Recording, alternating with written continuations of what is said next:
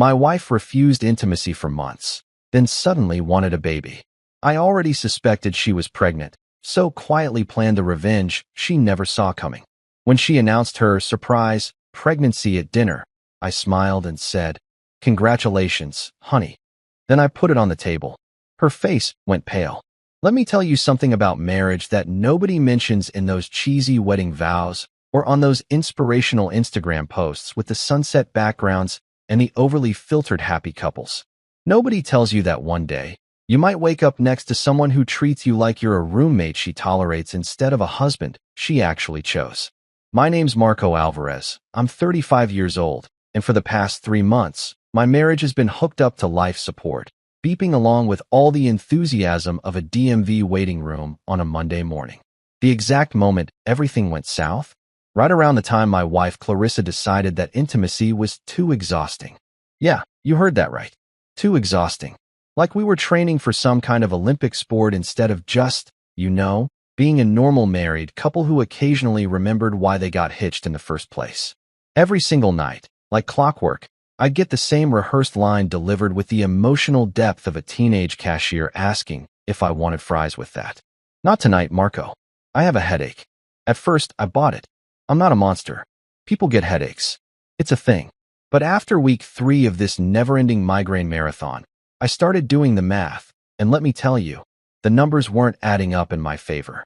Apparently, her migraines were clocking in more hours than I was at my actual job, and I work in construction management where 12-hour days are considered taking it easy. I'm talking about headaches that mysteriously appeared right around bedtime, but somehow never interfered with her ability to scroll through her phone for 2 hours straight, thumbs moving faster than a teenager sexting their crush. Funny how that works, right? Once upon a time, back when dinosaurs roamed the earth and we actually liked each other, we were that couple. You know the type. The ones who couldn't keep their hands off each other, who'd sneak away from parties early just to get home faster, who made other couples either jealous or nauseous depending on how secure they were in their own relationships. We had chemistry, passion, all that romance novel garbage that you think is exaggerated until you actually experience it yourself. But now the only thing Clarissa touches religiously is her phone, and let me tell you, she treats that device like it contains the nuclear launch codes and the secret recipe for Coca-Cola combined. Face down on the nightstand. Always. Screen locked tighter than Fort Knox. Passcode changed so many times I stopped trying to keep track. And if I so much as glanced in its direction when it buzzed, she'd snatch it up faster than a seagull grabbing a French fry at the beach. I used to think marriage was supposed to be about teamwork, like those corporate posters with people climbing mountains together or rowing boats in perfect synchronization. 2 people working together toward common goals, supporting each other through the good times and the bad. All that wholesome nonsense they feed you at wedding ceremonies while everyone's crying and pretending they believe in forever. Turns out, at least in my case, marriage is actually about pretending not to notice when your wife sleeps like a crime scene chalk outline on the absolute furthest edge of her side of the bed, practically hanging off the mattress like she's trying to establish her own zip code. We've got a king-sized bed, king-sized people. And somehow this woman manages to make it feel like we're sleeping in different area codes. There's this invisible demilitarized zone running straight down the middle of our mattress, and God forbid any part of my body crosses that border.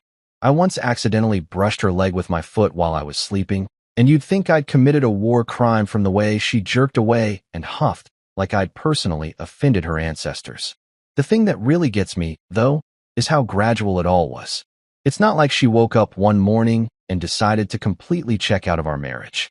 No, this was a slow fade, like watching a movie where the volume decreases so gradually that you don't notice until suddenly you can't hear anything anymore and you're just staring at moving pictures that don't make any sense.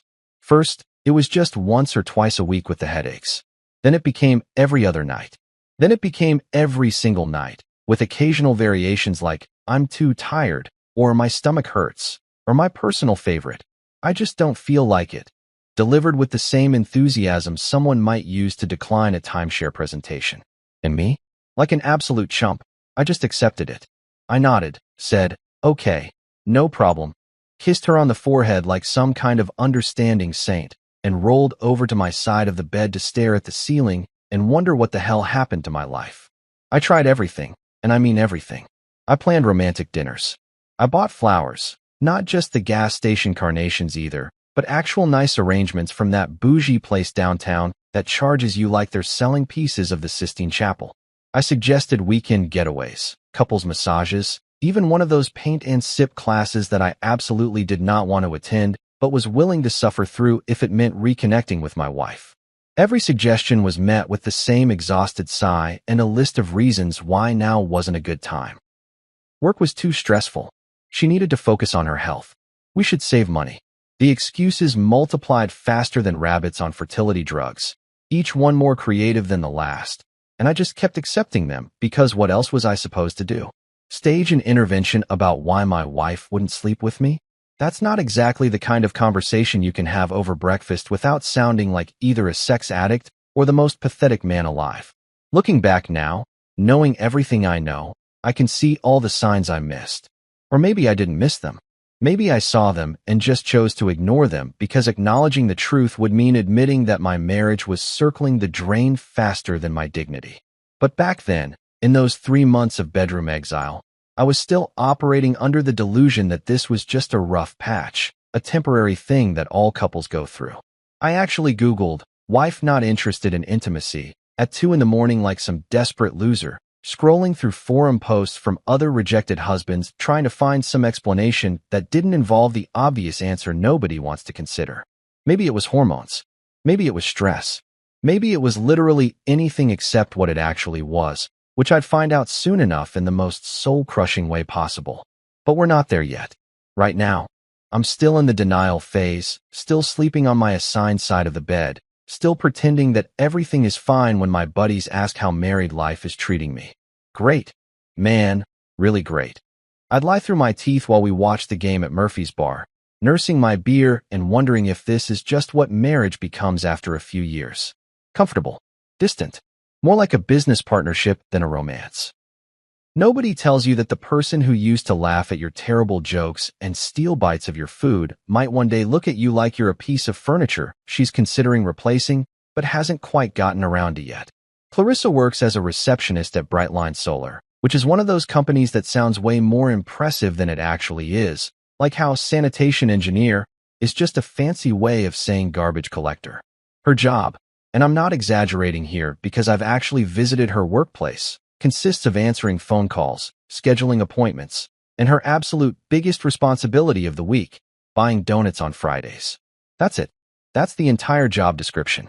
She sits at a desk in an air-conditioned office that's nicer than most people's living rooms, answers maybe 20 calls a day from customers who are already pretty much sold on solar panels anyway, and occasionally waters the sad little succulent plant that sits next to her computer monitor. Yet somehow, and this is the part that really kills me, she comes home every single day looking like she just finished a double shift mining coal in the Arizona desert during summer. We're talking full-on exhaustion, like she's been building pyramids with her bare hands instead of forwarding emails and asking people if they'd like to hold or leave a voicemail. Every evening, it's the same dramatic entrance. The door opens, her purse hits the counter with the weight of someone who's carrying the troubles of the entire world, and she lets out this long, theatrical sigh that could win her an Oscar if exhaustion porn was an actual movie genre. "I'm so tired," she'll announce to nobody in particular, kicking off her shoes like even her feet are personally victimized by her brutal work schedule. Then she collapses on the couch with all the grace of a wounded gazelle, grabs her phone, always the phone, and proceeds to scroll through social media for the next 3 hours with the dedication of someone who's definitely not too tired to double-tap Instagram photos of people she hasn't talked to since high school. The energy she puts into maintaining her online presence could power a small city, but asking her to have an actual conversation with her husband? Sorry, babe, too exhausted for that. Need her to load the dishwasher? Can't do it, completely wiped out. Want to actually spend time together like we're married? Absolutely impossible. She's practically on her deathbed from answering phones all day. I tried calling her out on it once, about 2 months into this whole exhausted wife routine she'd perfected. She dragged herself through the door with her usual performance, and I was standing in the kitchen making dinner. Chicken stir-fry because I'd also become the designated chef in addition to all my other roles, and I just couldn't help myself. Rough day at the office. I asked, trying to keep my tone light and not like a husband who was approximately 3 seconds away from losing his mind. She looked at me like I'd just asked her to explain quantum physics and said, in that voice people use when they think you're being deliberately obtuse, "Marco, you have no idea how stressful my job is." I had to physically bite my tongue to keep from laughing because, actually, I did know exactly how stressful her job was. 0% stressful. That's the stress level. I wanted to say, really, Clarissa? Tired from what exactly? Stapler marathons? Did the copy machine stage a rebellion? Was there a hostile takeover by aggressive sticky notes? But instead, I just nodded like a good little understanding husband and went back to cooking dinner while she sprawled on the couch like a Victorian lady with consumption. The thing is, I actually have a demanding job. I manage construction projects, which means I'm dealing with contractors, city permits, safety inspections, budget overruns, weather delays, and about 17 different things that can go catastrophically wrong on any given day. I'm up at 5:30 in the morning. I'm on job sites where it's 110 degrees in the shade, and I'm solving problems that actually matter, like making sure buildings don't collapse and kill people. But do I come home and perform a one-woman show about how exhausted I am? No. I come home. I ask about her day. I cook dinner half the time. I do the yard work on weekends. And I somehow still have energy to try to maintain our marriage, even though it's pretty clear I'm the only one still participating in this relationship. Meanwhile, Clarissa acts like she's training for the Olympics of being tired, setting new personal records every single day for dramatic size and strategic couch positioning. But here's where it gets really interesting, and by interesting, I mean infuriating. She says she's just tired from work, and she delivers this line with the conviction of someone who actually believes their own nonsense. When I push back even slightly, suggest maybe she's not as tired as she thinks, or point out that her job isn't exactly breaking rocks in a labor camp, she rolls her eyes at me. This eye roll, by the way, has become her signature move, like a passive-aggressive finishing move in a martial arts style dedicated entirely to making your spouse feel like garbage. It's not just a quick eye roll either. It's a slow, deliberate rotation that somehow manages to convey contempt, dismissal, and a whole dissertation on what an unreasonable jerk I'm being, all without saying a single word. And then she hides behind this new smile she's developed, this weird expression that doesn't quite reach her eyes, like she's a hostage in a ransom video being forced to pretend everything's fine. That smile, man. That smile haunts me. It's not the smile I married. The old Clarissa had this genuine, full-face smile that lit up her entire expression, the kind of smile that made other people want to smile just from looking at it. This new version? It's like someone explained the concept of smiling to an alien who'd never actually seen a human being happy before. It's all teeth and no joy, a performance of happiness rather than the actual thing, and every time I see it, I feel like I'm talking to a stranger who's wearing my wife's face as a mask. She'll use it when she's deflecting, when I ask her questions she doesn't want to answer, when she's lying. Which, spoiler alert, turned out to be pretty much all the time. How was work? Creepy smile. Where were you? Creepy smile. Why is your phone always face down? Creepy smile and a subject change so smooth you almost don't notice she never actually answered the question. And then there's the perfume situation, which I didn't even clock as suspicious at first because I'm apparently the most oblivious husband in the greater Phoenix metropolitan area. Clarissa had worn the same perfume for years, this light floral thing that was nice without being overpowering, the kind of scent you'd associate with someone who works in an office and doesn't want to gas out their coworkers. But sometime around when the bedroom Olympics got permanently canceled, she switched to something else. Something expensive, judging by the fancy bottle that appeared on her dresser. Something with more presence, more intention behind it. The kind of perfume you don't wear to answer phones at a solar panel company.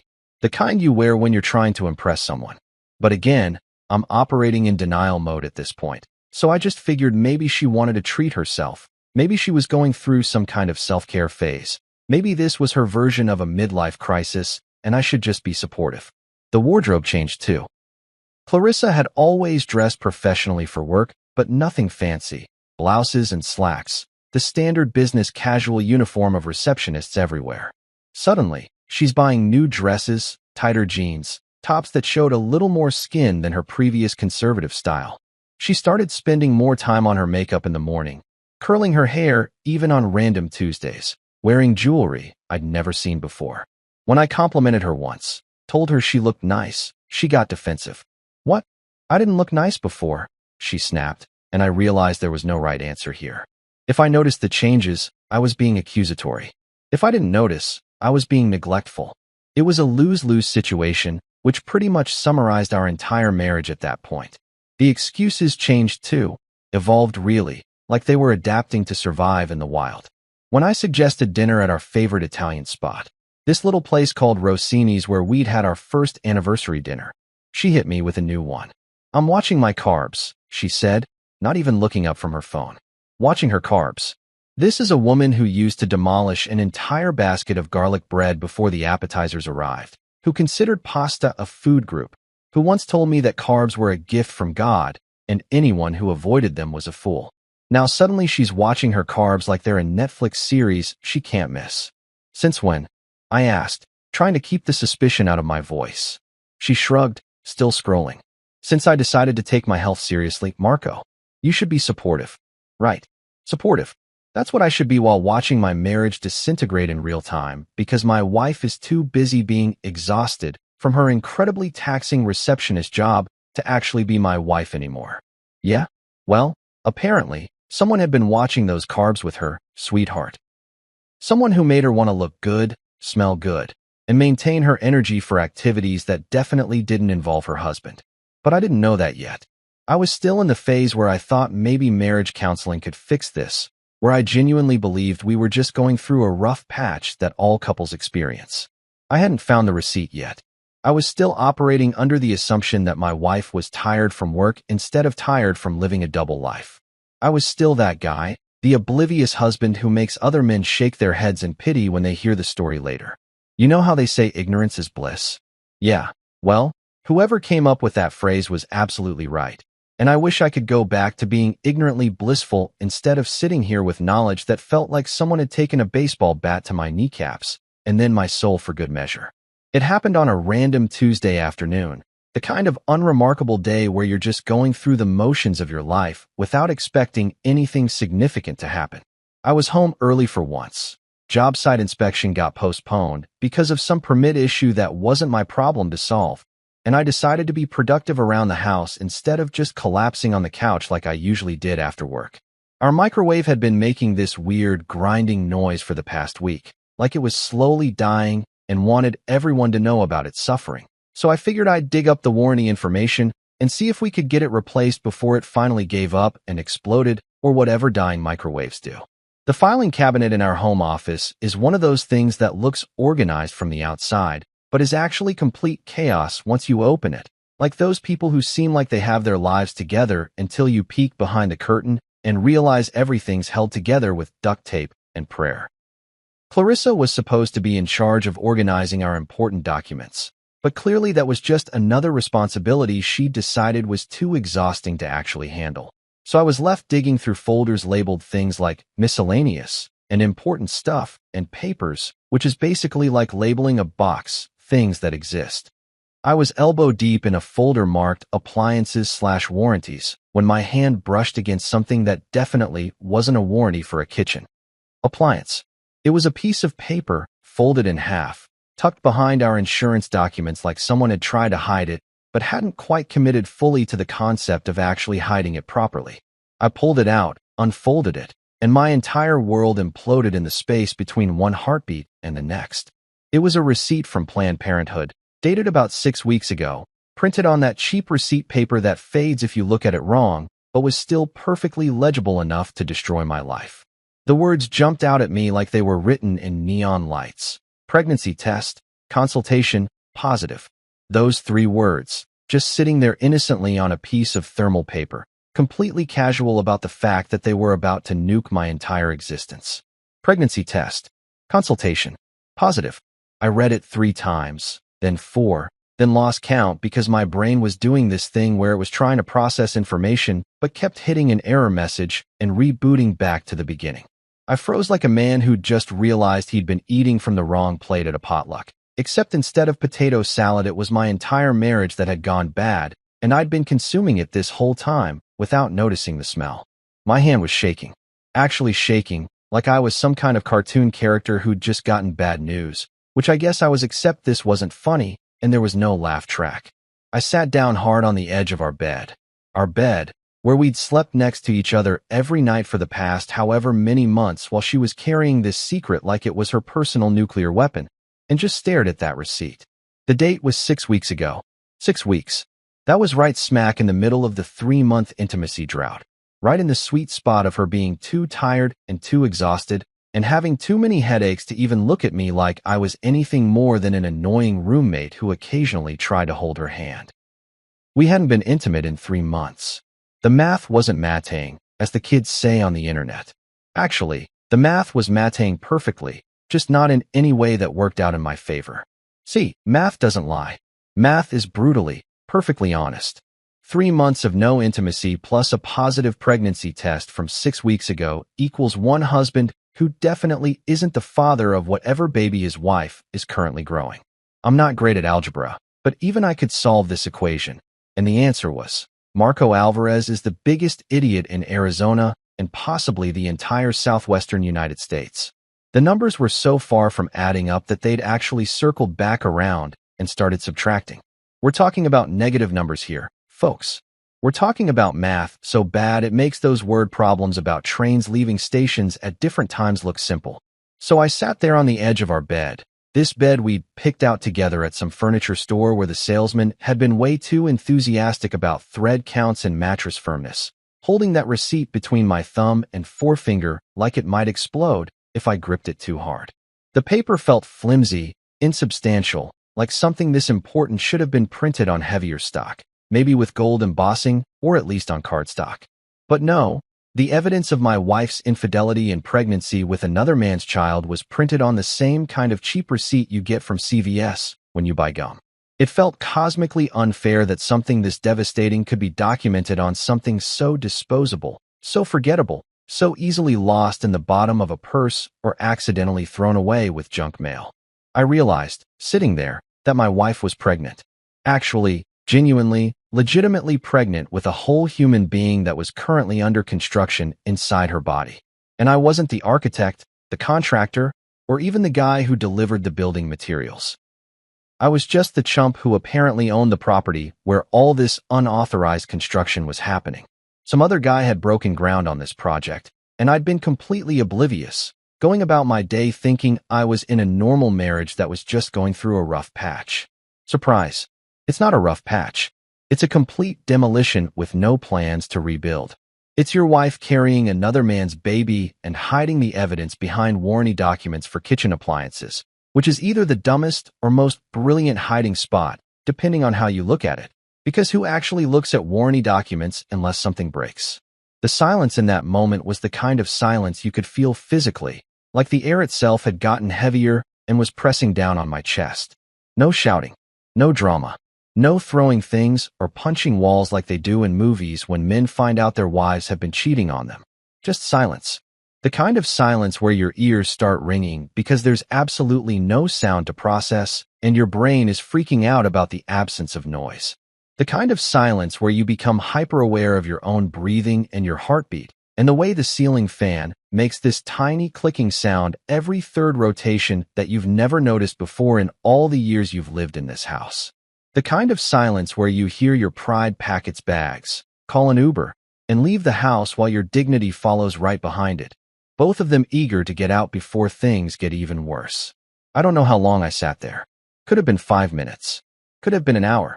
Time does this weird thing when you're processing information that fundamentally changes your understanding of your life. It's like those movies where everything goes slow motion during the important parts, except there's no dramatic music and no heroic moment coming to save the day.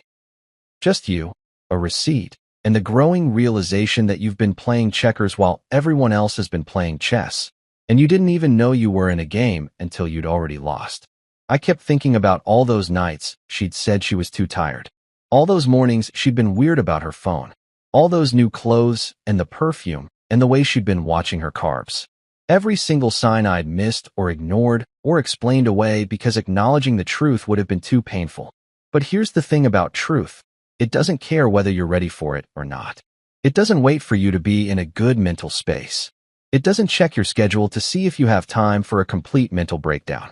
It just shows up, usually in the form of a poorly hidden Planned Parenthood receipt, and slaps you across the face with reality. And reality, it turns out, tastes a lot like betrayal with a side order of humiliation and a garnish of what the hell do I do now? My wife was pregnant with another man's baby. That was my reality now. That was the thing I had to somehow incorporate into my worldview and figure out how to deal with. Not a suspicion, not a worry, not a paranoid fantasy. A documented, receipt-verified, pregnancy test-confirmed fact. I folded the receipt carefully, creasing it along the same lines it had been folded before, like maybe if I put it back exactly how I found it, I could pretend this never happened. But that's not how life works. You can't unfind things. You can't unknow information. Once you've seen behind the curtain, you can't pretend the wizard is actually magical anymore. I slipped the receipt back into the folder, behind the insurance papers, exactly where it had been hiding. Then I stood up, walked to the bathroom, and stared at myself in the mirror like I was meeting myself for the first time. Who was this guy? This husband who hadn't noticed his wife was cheating on him? This man who'd believed every excuse, every headache, every claim of exhaustion? This absolute clown who'd been sleeping next to a woman carrying another man's child and hadn't suspected a thing? The guy in the mirror didn't have any answers. He just looked tired. Really, genuinely tired. Not fake tired like Clarissa after her brutal day of answering phones. Actually exhausted from carrying a marriage that only one person had been trying to save.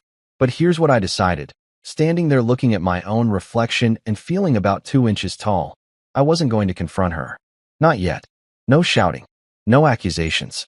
No dramatic scene where I waved the receipt in her face and demanded answers. Because that's what she'd expect. That's what any normal person would do. But I was done playing by normal person rules. She wanted to play games? Fine. Game on. But this time, I'd be the one calling the shots. I didn't confront her right away, which I know sounds crazy because every fiber of my being wanted to storm into that living room and demand to know what the hell she'd been doing and who the hell she'd been doing it with. But here's what I learned about rage in that moment. It's useful only if you channel it properly.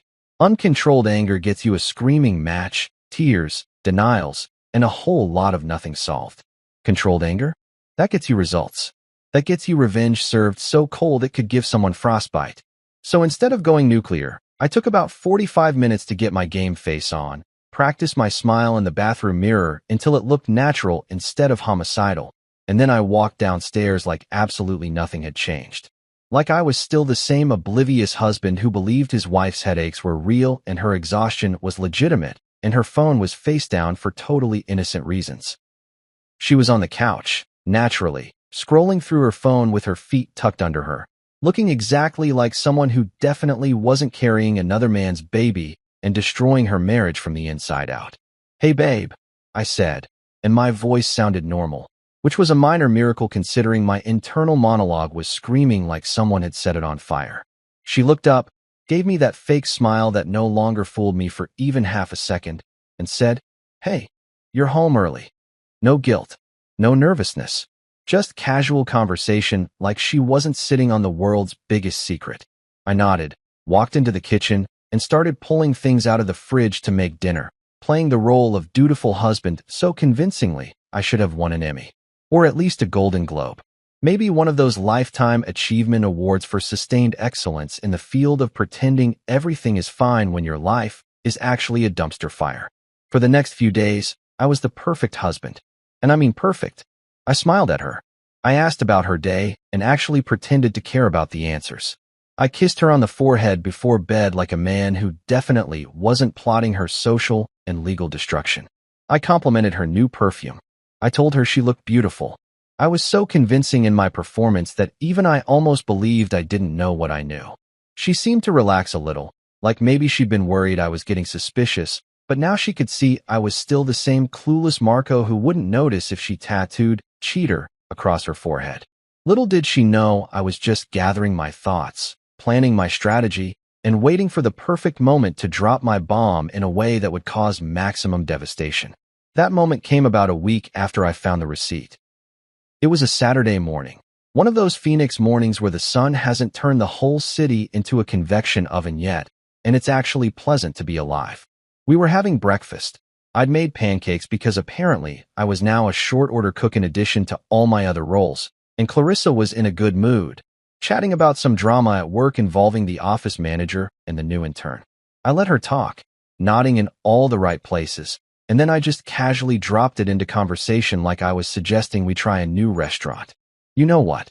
I said, pouring syrup on my pancakes with the steady hand of a surgeon or a sociopath. I'm not sure which. Maybe we should start trying for a baby. The effect was immediate and spectacular. She choked on her orange juice. Actually choked, like cartoon character level, choking where liquid came out of her nose a little bit, and she had to grab a napkin and cough into it while her eyes watered. What? She managed to croak out between coughs, staring at me like I'd just suggested we rob a bank or join a cult or do something equally insane. I kept my face completely neutral, innocent even, like this was just a normal thing to bring up over breakfast. A baby, I repeated, taking a bite of pancake and chewing thoroughly before continuing because I wanted to drag this out and watch her squirm. I've been thinking about it. We've been married for a while now. Seems like the right time, you know? Start a family. Her face went through about 17 different expressions in the span of 3 seconds. Panic, fear, guilt, more panic, a desperate attempt to look normal. Then finally, she landed on forced casual, which looked about as natural as a penguin in a tuxedo at a beach party. And now, she stammered, and I noticed her hand was shaking slightly as she set down her orange juice glass. I thought we agreed to wait until I get that promotion. Oh, this promotion. This mythical promotion that she'd been talking about for months, but somehow never actually seemed to materialize or even be a real thing that her boss had mentioned. The promotion that was always just around the corner, just out of reach, perpetually 6 months away no matter how much time passed. What promotion? I asked, keeping my tone light and curious instead of accusatory.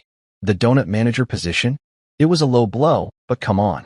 The woman was carrying another man's baby and lying to my face about it. I think I was entitled to a few low blows. She didn't appreciate my humor, which was fair, I guess. But she also couldn't really call me out on it without revealing that her job was indeed completely ridiculous and didn't have any real advancement opportunities. She fake laughed, this horrible forced sound that a person might make if you told them at gunpoint to laugh, and her eyes were darting around the kitchen like she was looking for an escape route or maybe a trap door to fall through. Marco, that's not funny, she said, trying to sound annoyed, but mostly just sounding panicked. I'm serious about my career. Now's just not a good time. I took another bite of pancake, chewed slowly, swallowed, and then looked at her with the most innocent expression I could manufacture. Why not? We're financially stable. We have a house. We're not getting any younger. What are we waiting for? Each word was a little needle, poking at her guilty conscience, watching her try to come up with reasons why we couldn't have a baby when she was literally already pregnant with someone else's kid. This was better than any revenge I could have gotten from just confronting her. This was art. This was watching someone dig their own grave in real time while thinking they were being clever. I need to focus on my health first, she said, which was a new excuse I hadn't heard before. Points for creativity, I guess. I want to make sure I'm in the best shape possible before we start trying. You know, lose a few pounds, get my nutrition right, all that stuff.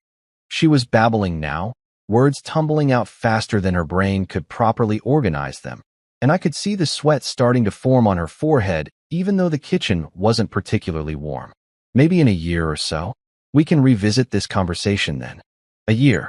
She wanted to buy herself a year, presumably so she could figure out what to do about the baby she was already carrying, the one that would be very obviously not mine if we were supposedly trying to conceive. I nodded slowly, like I was considering her words and finding them reasonable. Okay, I said simply. I just thought it would be nice. But you're right. We should wait until you're ready. The relief on her face was almost comical. She actually sagged a little in her chair, like I'd removed a weight from her shoulders, and she gave me a genuine smile for the first time in weeks. A real one, the kind that made her eyes crinkle at the corners. She thought she'd dodged the bullet. She thought she'd successfully navigated this conversation and bought herself time to figure out her situation. She had no idea that the bullet was still coming.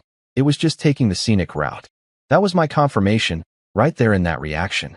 The panic, the stammering, the desperate attempt to delay any talk of babies.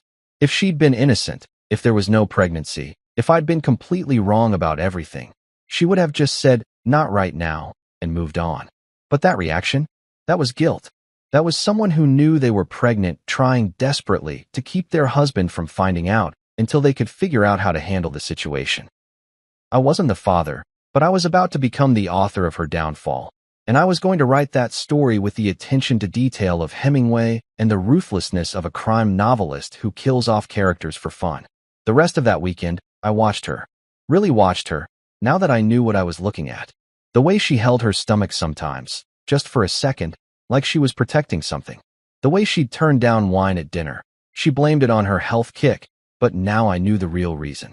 The way she was suddenly interested in taking prenatal vitamins, which she disguised by buying a General Women's multivitamin and keeping it in the same bottle. She was covering her tracks, or at least she thought she was. But now that I knew the truth, every little action was like watching someone wave a giant red flag while insisting there was nothing to see here. I started planning. Not recklessly, not emotionally, but with the cold calculation of someone playing chess, while everyone else is still figuring out how to set up the board. I needed evidence, real evidence, not just a receipt and my suspicions. I needed to know who the other guy was. I needed documentation. I needed an airtight case that would destroy her credibility completely. Because here's the thing about divorce in Arizona. It's a no-fault state, which means cheating doesn't technically matter in the legal proceedings. But it matters everywhere else. It matters in the court of public opinion. It matters when dividing assets. It matters when you're trying to avoid paying alimony to a woman who destroyed your marriage. And most importantly, it matters when you want everyone to know exactly what kind of person your ex-wife really is. So I smiled. I nodded. I kissed her on the forehead like a man who definitely wasn't plotting her destruction. I played the role of loving husband while internally I was already 3 steps ahead, planning my next moves like a grandmaster who'd just figured out checkmate was inevitable. It just needed to play out across the next several moves. She thought she was safe. She thought she'd fooled me. She thought she could keep living her double life until she figured out how to either hide the pregnancy or pin it on me or whatever her plan was. But the thing about playing dumb is that it gives you the element of surprise, and surprise is the most powerful weapon you can have when someone has already counted you out. I took the next day off work, which was a Monday, and if you know anything about construction management, you know that taking off on a Monday is basically unheard of unless someone died or you're actively dying yourself. Mondays are when everything goes wrong, when you find out what disasters unfolded over the weekend, when contractors call to tell you they can't make it or materials didn't arrive, or the city inspector has suddenly decided that thing they approved last week is now a problem. But I didn't care. I called my site supervisor, told him I had a personal emergency, which wasn't even a lie, technically, and drove straight to the office of Patricia Holt, attorney at law, located in one of those professional buildings in Scottsdale, where the parking lot is full of luxury cars, and everyone walking through the lobby looks like they either have money or are about to take money from someone else. I'd found Patricia through a buddy of mine who'd gone through an ugly divorce about 2 years ago. He'd told me she was expensive but worth every penny, that she'd absolutely demolished his ex-wife's case and made sure he kept most of his assets and didn't get stuck paying alimony for the rest of his natural life. At the time, I'd filed that information away in the hopefully I'll never need this section of my brain, right next to how to survive a bear attack and what to do if your parachute doesn't open. Well, surprise, I needed it now, and I was willing to pay whatever it cost because this wasn't about money anymore. This was about principle. This was about making sure that Clarissa didn't get to destroy my life and then profit from it like some kind of marital supervillain. Patricia's office was exactly what you'd expect from a lawyer who looked like she'd divorced half of Phoenix personally. Floor-to-ceiling windows overlooking the city, modern furniture that probably cost more than my truck, and diplomas and certificates covering one wall like trophies from her various legal victories. She was in her late 40s, maybe early 50s, with perfectly styled gray hair that she wore like a power move rather than something to hide, and a suit that screamed, "I charge $500 an hour, and I'm worth it." When her receptionist showed me into her office, Patricia stood up, shook my hand with a grip that could crush walnuts, and gestured for me to sit in one of the leather chairs across from her massive desk. "Mr. Alvarez," she said, settling back into her own chair and folding her hands on the desk in front of her. "Tell me everything. Not, how can I help you? Or, What seems to be the problem, or any of that soft, hand-holding language that some lawyers use. Just tell me everything. Like she was a detective and I was about to confess to a crime. Except the crime was committed against me, and she was going to help me make sure the actual criminal paid for it. So I told her everything. And I mean everything. The 3 months of no intimacy, the headaches, the exhaustion from her incredibly demanding receptionist job, the new perfume and wardrobe changes, the phone always face down, and finally, the Planned Parenthood receipt that I'd found tucked behind our appliance warranties like a ticking time bomb waiting to explode my entire life. Patricia didn't interrupt once. She just sat there, occasionally making notes on a legal pad with a pen that probably cost more than most people's weekly grocery budget. Her face completely neutral, like I was describing the weather instead of the collapse of my marriage. When I finished, there was a moment of silence where she finished writing whatever note she was making, set down her pen, and looked at me with the expression of someone who'd seen this exact scenario play out approximately 8,000 times before and was completely unfazed by it. "Do you want revenge, truth, or both?" she asked, and I swear to God, I almost laughed because that was such a perfectly blunt question. No judgment, no moralizing, no lecture about taking the high road or being the bigger person. Just a simple question about what I wanted out of this situation, delivered like she was asking if I wanted cream and sugar in my coffee. I looked at her, this woman who was apparently about to become my partner in legally destroying my wife's life, and I said the only thing that made sense. Yes. Just yes. Because I wanted revenge and truth, and both and everything in between. I wanted Clarissa to face consequences for what she'd done. I wanted everyone to know the truth about who she really was. I wanted her to regret ever thinking she could play me like this. Patricia smiled, and it was the smile of a shark that had just spotted a particularly juicy seal. "Then you'll need proof and patience. Think of this like chess, not boxing. Chess, not boxing. In other words, don't go in swinging wildly and hoping to land a knockout punch. Plan your moves, think several steps ahead, and slowly corner your opponent until they have nowhere left to go." She pulled out a fresh legal pad and started writing down what she called my action items, which is lawyer speak for things you need to do so I can destroy your wife in court and also in the general arena of public opinion. First item, documentation. I needed to document everything from this point forward. Every conversation, every text message, every weird behavior. All of it needed to be written down with dates and times like I was building a case file, which I guess I was. Patricia explained that in a divorce, especially one involving infidelity and a pregnancy that wasn't mine, having a detailed timeline of events would be crucial. Not just for the legal proceedings, but for my own credibility. She'd seen too many cases where the cheating spouse managed to flip the script and make themselves look like the victim, and she wasn't about to let that happen to me. Second item, financial audit. I needed to go through our bank accounts, credit card statements, everything, and look for any unusual expenses. Hotel rooms, expensive dinners, gifts that weren't for me. Anything that might indicate where she'd been spending time and money on her extracurricular activities. Patricia said that 9 times out of 10, cheaters leave a financial trail that's easier to follow than breadcrumbs in a forest. They get careless, she explained. They think their spouse isn't paying attention, so they stop being careful about covering their tracks. That's when you catch them. Third item, paternity test authorization. This was the big one. Patricia needed documentation proving that the baby wasn't mine, which meant eventually we'd need a court-ordered paternity test. But that would come later, after the baby was born. For now, she just wanted me to be prepared for that step and understand that it was going to be part of the process.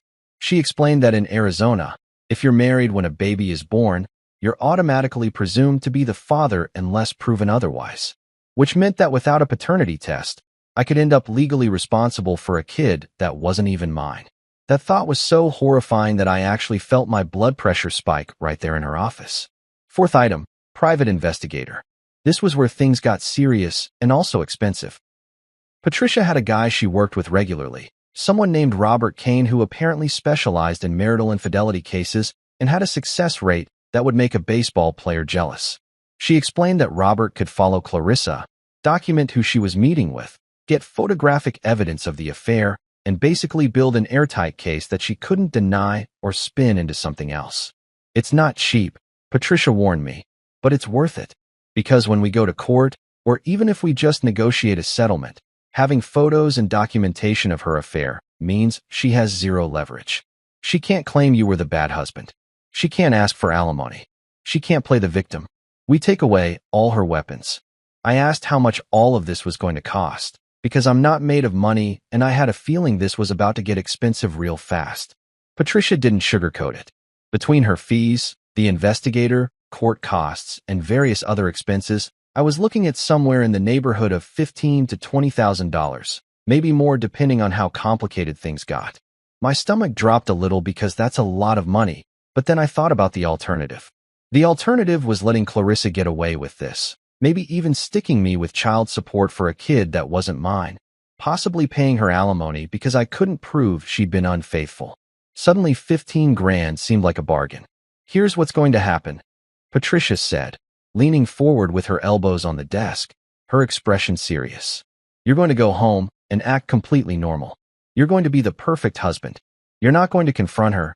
You're not going to let on that you know anything. And you're absolutely not going to do anything stupid like following her yourself or confronting the other man if you figure out who he is. You're going to let Robert do his job while you play dumb. Can you do that? I nodded, because I'd already been doing exactly that for the past week, and I was apparently pretty good at it. She continued, good. Because the moment you confront her, she's going to lawyer up, she's going to get her story straight, and she's going to make our job a lot harder. Right now, she thinks she's safe. She thinks you don't know. That's our advantage, and we're not going to waste it. We spent another hour going over details, signing paperwork, and discussing strategy. Patricia explained that once we had enough evidence, we'd hit Clarissa with divorce papers, along with all the documentation of her affair, and basically force her into a corner where her only option was to accept whatever settlement we offered or face a brutal court battle that she would absolutely lose. We're not trying to be cruel, Patricia said, though her smile suggested she wouldn't exactly lose sleep over it either. We're just making sure you don't get screwed twice. She gave me her card, along with Robert Kane's contact information, and told me to call him that afternoon to set up an initial consultation. So I left her office with paperwork, contacts, and the calm confidence of a man who knew his wife was walking into her own trap, wearing heels she couldn't afford and a smile that didn't reach her eyes. The anger I'd felt when I first found that receipt had transformed into something else, something colder and more focused. This wasn't about emotion anymore. This was business. This was about protecting myself legally, financially, and emotionally from a woman who decided that our marriage vows were more like suggestions than actual commitments. As I drove home, I felt something I hadn't felt in months, hope. Not hope that my marriage could be saved, that ship had sailed, sunk, and was currently being eaten by sharks at the bottom of the ocean, but hope that I could come out of this situation with my dignity, my assets, and my future intact. And hope that Clarissa would finally face real consequences for her actions instead of just getting away with it like so many cheaters apparently do. About 2 weeks after my meeting with Patricia, Clarissa announced over dinner, pasta, which apparently she decided was okay to eat again now that I'd dropped the baby conversation, that she needed to visit her cousin in Tucson that upcoming weekend. Her cousin, in Tucson, the same cousin who, and this is the fun part, doesn't actually exist. I know this because I've met Clarissa's entire family multiple times over the years at various holidays and family gatherings, and there is no cousin in Tucson. There's an aunt in Flagstaff, an uncle in Mesa, and a second cousin in California somewhere, but zero cousins in Tucson. But I didn't point this out because I was still playing the role of oblivious husband who definitely wasn't onto her game. So I just nodded and said, "Oh yeah? How long will you be gone?" She looked almost surprised that I wasn't questioning it, like maybe she'd been preparing for an argument that never came. "Just Saturday," she said, twirling pasta on her fork with studied casualness. "I'll leave in the morning and be back by evening. She's going through some stuff and needs someone to talk to." The lies were coming so smoothly now that I wondered if she'd been practicing them, maybe rehearsing in front of the mirror the same way I'd practiced my fake smile. Some stuff. That's beautifully vague. Could mean literally anything. Could also mean absolutely nothing because, again, this cousin doesn't exist, and Clarissa was about to spend her Saturday doing something that definitely wasn't visiting family. I played it cool, expressing just the right amount of concern about her fictional cousin's fictional problems, and even offered to come along for moral support. The panic that flashed across her face was so quick I almost missed it, but I was watching for it now, cataloging every tell, every micro-expression that gave away her guilt. No, no, she said quickly. It's kind of personal girl stuff. You'd be bored. Plus, don't you have that thing with the guys this weekend? I didn't have anything with any guys, but I nodded anyway because she was giving me the perfect cover story. All right, yeah? Well, tell your cousin I hope everything works out. The word cousin tasted like poison in my mouth, but I smiled through it. Saturday morning arrived, and Clarissa was up early, which should have been my first clue that something was off because this woman hadn't been up before 9 on a weekend in approximately 3 years. But there she was at 7 in the morning, showered and dressed in an outfit that was way too nice for visiting a cousin who was allegedly going through personal problems. We're talking makeup fully done, hair curled, wearing those tight jeans she'd bought recently, and a top that showed just enough cleavage to be interesting without being obvious. Wow, I said, looking her up and down. Your cousin must really rate if you're getting this dressed up. She laughed, that fake laugh that sounded like a car trying to start in cold weather. I just want to look nice. Is that a crime? I followed her about 10 minutes after she left, which I know sounds like something from a bad detective movie. But Patricia had been clear that sometimes you need to do reconnaissance yourself before bringing in the professional. Robert Kane, the private investigator, was already on retainer and would be handling the heavy surveillance. But this was just me confirming my suspicions and getting a general idea of where she was going. I stayed several car lengths back, which is harder than it sounds when you're driving a red pickup truck that's not exactly inconspicuous. But Clarissa was so confident in her deception that she never once checked her rearview mirror to see if anyone was following her. She didn't head toward Tucson. Surprise, surprise. Instead, she drove about 20 minutes in the complete opposite direction toward Tempe, which for those of you not familiar with Arizona geography, is nowhere near Tucson. Tucson is like 2 hours south. Tempe is basically next door to Phoenix. So either her cousin had relocated without mentioning it, or, and this seemed much more likely, Clarissa was a lying liar who lies. She eventually pulled into a residential neighborhood, one of those areas with modest houses that all look vaguely similar, like the developer had one blueprint and just copied it 40 times with minor variations. She parked in front of a tan-colored house with a dying lawn that clearly hadn't been watered in weeks and a mailbox that was leaning at a 30-degree angle like it had given up on life. And then he appeared. The other guy, the homewrecker, the father of my wife's baby. He walked out of that house, and I got my first good look at the man who'd been sleeping with Clarissa while I was at work building things and trying to keep our marriage alive. He was tall. I'll give him that, probably 6'2" or 6'3", with that artificially tanned look that guys get when they spend too much time in tanning beds trying to look like they surf even though we're in the middle of a desert. He had dark hair styled with way too much product, a tribal tattoo visible on his arm, and he was wearing a tank top and basketball shorts like he'd just rolled out of bed, which he probably had. This was the guy? This was the man Clarissa had chosen over me. This was the person she thought was worth destroying our marriage for. And honestly, I was almost offended by how mediocre he looked. He walked up to her car, opened the driver's side door, and kissed her. Not like a friendly peck on the cheek. Not like a hey buddy kind of kiss.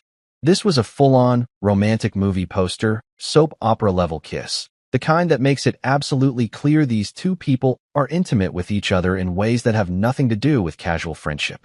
I watched this through my phone camera, zoomed in as far as it would go, taking photos and video like my life depended on it, which in a legal sense, it kind of did. Every picture was time-stamped automatically by my phone, which Patricia had explained would be crucial for establishing a timeline. I made sure to capture the house number, the street sign, Clarissa's car with the license plate visible, and multiple angles of her and this dude together. She went inside, and they closed the door behind them, and I sat in my truck about half a block away, partially hidden behind a landscaping truck that had been conveniently abandoned there, probably by workers on their lunch break.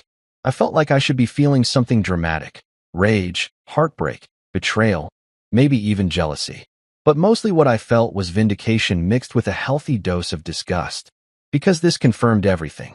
This meant I wasn't crazy. This meant my suspicions were correct. This meant that when we got to court, I'd have evidence that Clarissa couldn't explain away or deny. She wasn't visiting a cousin. She was visiting her baby daddy, the guy who'd knocked her up while she was telling me she had headaches. while she was inside living her double life, doing God knows what with Captain Tribal Tattoo. I was outside planning her season finale, and let me tell you, I had some ideas for how this show was going to end. I called Robert Kane from my truck, gave him the address, described the guy, and told him I needed a complete background check as soon as possible. Robert, who sounded like he'd been doing this job for approximately 100 years and was completely unfazed by marital drama, told me he'd have preliminary information by Monday and a full report by the end of the week. He also said he'd set up surveillance on the house and on Clarissa to document their meetings and establish a pattern of behavior. This is good work, he told me. Most clients don't get this kind of evidence on their own. You've got a real talent for this. Yeah, well, necessity is the mother of invention. Or in this case, the mother of becoming an amateur private investigator because your wife decided to audition for the role of world's worst spouse. I waited for about 3 hours, which I spent alternating between taking photos of the house from different angles. You never know what might be useful in court, and researching Arizona divorce law on my phone. Did you know that Arizona is a community property state? That means everything acquired during the marriage gets split 50-50 unless you can prove fault. And while Arizona is technically a no-fault divorce state, meaning you don't need to prove wrongdoing to get divorced, judges can and do consider infidelity when dividing assets and determining spousal support. Translation: I had a real shot at not getting financially destroyed by this disaster. Around 2 in the afternoon, Clarissa finally emerged from the house, looking significantly more disheveled than when she'd arrived. Her hair was messed up, her makeup was smudged, and she had this satisfied glow that made me want to throw my phone through my windshield. Tank Top Tribesman gave her another kiss goodbye, this time with some additional groping that I absolutely did not need to see, but documented anyway because, again, evidence. She got in her car and drove away, probably heading back home to tell me all about her completely fictional visit with her completely fictional cousin and her completely fictional problems that required a 6-hour visit. I didn't follow her home. Instead, I sat there for another 30 minutes, just looking at this house, this completely ordinary, unremarkable house in a completely ordinary neighborhood where my wife had been having an affair. It looked like every other house on the street. Nothing special. Nothing that screamed, "This is where marriages come to die." Just a regular house with a dying lawn and a crooked mailbox. And inside was the guy who decided that sleeping with another man's wife was a totally reasonable thing to do. I wondered if he knew I existed. I wondered if Clarissa had told him she was married, or if she'd conveniently left that detail out of their relationship. I wondered if he had any idea that he was about to become a father and would be facing child support payments in the very near future. Spoiler alert, the whole situation didn't end well for either of them, but we're not there yet. Right now, I was still in the evidence-gathering phase, still playing the long game, still pretending to be the oblivious husband who definitely hadn't just spent his Saturday following his wife to her boyfriend's house and documenting their affair with the thoroughness of a professional photographer. I drove home, made sure to arrive about an hour before Clarissa would be back based on her usual timing, and started working on yard work so I'd look appropriately busy and definitely not like someone who'd just spent the day on a stakeout. When she got home, I was sweaty and covered in grass clippings, the picture of a husband who'd spent his day doing productive things around the house. "How was your cousin?" I asked, giving her a kiss on the cheek like I actually believed she'd been in Tucson. She smiled, that fake smile I now recognized instantly. "Good. Better." I think talking really helped her. I nodded sympathetically, playing my role perfectly. "That's great, babe. I'm glad you could be there for her." And the Oscar for Best Performance by a husband who knows his wife is trash goes to Marco Alvarez. Take a bow, buddy. You've earned it.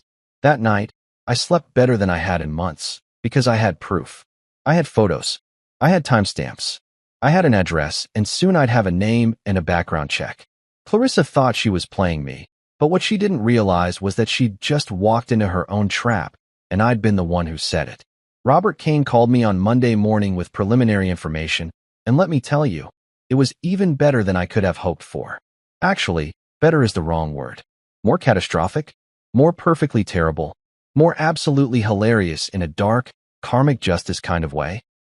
The man's name was Jason Morales, age 32, and his life was apparently a masterclass in making bad decisions and then making even worse decisions to try to fix the original bad decisions. Robert rattled off the details with the casual tone of someone reading a grocery list, but each item was like a little gift wrapped in schadenfreude and topped with a bow made of Clarissa's terrible judgment. First off, Jason was unemployed. Not recently. I genuinely couldn't tell if I should be insulted that she'd cheated on me with such a downgrade or relieved that I was getting away from someone with such spectacularly bad judgment. The background check also revealed that Jason had a criminal record, because of course he did. Nothing super serious, no violent crimes or anything that would get him on a registry, but he had a DUI from 3 years ago and a couple of misdemeanor charges for possession of marijuana back before it was legal in Arizona. He'd also been evicted twice in the past 5 years for not paying rent, which explained why he was living in that house with the dying lawn and crooked mailbox. According to Robert, Jason was currently renting that place month to month and was, surprise, surprise, 2 months behind on rent already. This man paid for exactly nothing on time. Not his rent, not his child support, probably not his phone bill or his electric bill or literally anything else that required basic adult responsibility. I sat there in my truck. I'd taken the call in the parking lot of a job site because I didn't want anyone overhearing this conversation, just absorbing this information and trying to wrap my head around Clarissa's choices. She'd thrown away our marriage, our home, our entire life together for a guy who was basically a walking red flag convention. A man who couldn't keep a job, wouldn't support his existing child, had a criminal record, and was apparently allergic to paying bills or showing up on time for anything. This was the guy she'd chosen. This was the father of her baby. This was the person she thought was worth risking everything for, and I genuinely could not understand the math on that decision. You sure you want to go this far? Robert asked after he'd finished giving me the rundown on Jason's greatest hits of terrible life choices. I think he was giving me an out, checking to make sure I really wanted to proceed with the full investigation and divorce proceedings, because once you go down this road, there's no coming back. You can't unhear this information. You can't unknow what your wife has been doing and who she's been doing it with. But I didn't hesitate for even a second. Buddy, I told him, she went this far with Jason. I'm just catching up. Because that was the truth. Clarissa had already made her choices. She'd already decided that our marriage was worth less than whatever she was getting from a deadbeat who couldn't even support his first kid. I was just making sure I didn't get destroyed in the process of her self-destructing. Robert laughed. This dry chuckle that suggested he'd seen this exact scenario play out countless times before. Fair enough. I'll have the complete report to you by Wednesday, along with surveillance photos from this week. We've already documented 3 more meetings between them. 3 more meetings. So this wasn't just a one-time thing, or even an occasional slip-up. This was a full relationship, a whole other life she was living behind my back, and she'd been maintaining it so casually that she could squeeze in 3 meetings in less than a week, while still coming home and complaining about being too tired to be my wife. The audacity of it all would have been impressive if it wasn't so personally devastating. That night, Clarissa announced that she wanted to go out to dinner, somewhere special. She'd been in an unusually good mood all day, texting me from work with little heart emojis and acting like the wife I'd married instead of the stranger I'd been living with for the past few months. I knew what this was. This was guilt making a guest appearance, probably because she was starting to feel bad about the whole having an affair with an unemployed deadbeat while pregnant with his baby thing. Or maybe she'd had a pregnancy hormone surge that made her temporarily remember she had a husband. Either way, she was trying, and I was going to let her try right up until the moment I destroyed her world with the truth. Where do you want to go? I asked, already knowing what her answer would be because Clarissa was predictable even when she thought she was being spontaneous. How about La Verona? She suggested, her eyes lighting up with what looked like genuine excitement. La Verona was our old date night spot, the Italian place where we'd gone for special occasions back when we were happy, or at least when I thought we were happy. It was nice, but not too fancy, had great food, and held enough sentimental value that suggesting it meant something. Sounds perfect, I told her, and I meant it, because I'd been planning for this exact scenario. Patricia had prepared the divorce paperwork. I had my evidence compiled, and I'd been waiting for the right moment to present it all. Clarissa had just handed me that moment on a silver platter, or I guess in this case, on a plate of expensive Italian food. We made reservations for Friday night, and I spent the next few days acting like everything was normal while internally I was preparing for what was essentially the nuclear option of marriage confrontations. Patricia had briefed me on exactly what to do, what to say, and most importantly, what not to do. Don't get emotional, she'd coached me. Don't yell, don't cry, don't give her ammunition to paint you as the crazy one. Be calm, be factual, and let the evidence speak for itself. I practiced this in my head so many times I could have performed it on Broadway. The calm reveal, the manila envelope, the photos and documentation, her face when she realized she'd been caught. I'd been planning this moment for weeks, and now it was finally happening. Friday came, and Clarissa spent 2 hours getting ready, which should have been my clue that she was planning something big. She wore a blue dress that I'd never seen before, probably bought during one of her shopping trips with money from our joint account that was technically my money since she barely made anything at her receptionist job. She looked beautiful, I'll give her that, and for just a second, I felt a pang of something that might have been sadness or regret, or just the ghost of what we used to be haunting me one last time. But then I remembered Jason Morales, unemployed deadbeat extraordinaire, and the sadness evaporated faster than water on Phoenix pavement in July. She held my hand across the table at La Verona, her eyes sparkling with what looked like tears, but might have just been the candlelight reflecting off her contacts. We'd been seated at a corner table, relatively private, which was perfect for what was about to happen. The waiter brought wine, though Clarissa declined hers. More evidence of the pregnancy she still hadn't told me about. And I ordered the chicken marsala while she got some kind of salad because apparently we were still pretending she was watching her carbs.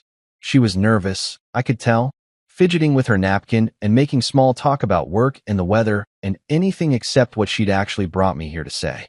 Finally, after the appetizers arrived and we'd made it through about 15 minutes of the most awkward small talk in the history of Italian dining, she took a deep breath like she was about to dive into cold water. She reached across the table and grabbed both of my hands in hers, holding them tight like she was afraid I might bolt if she didn't physically restrain me. Her eyes were definitely watering now, full-on tears threatening to spill over, and she had this smile on her face that was probably supposed to look happy, but actually looked terrified. "Marco," she said, her voice shaking slightly, "I have the most amazing news." I already knew what she was going to say. I'd known for weeks. But I played dumb because that's what we do when we're about to destroy someone's life. We let them walk into it themselves. We let them hang themselves with their own rope. We let them believe for just a few more seconds that everything is going to be okay. "Oh yeah," I said, trying to sound curious instead of like a man who was about to ruin her entire evening and possibly her entire life.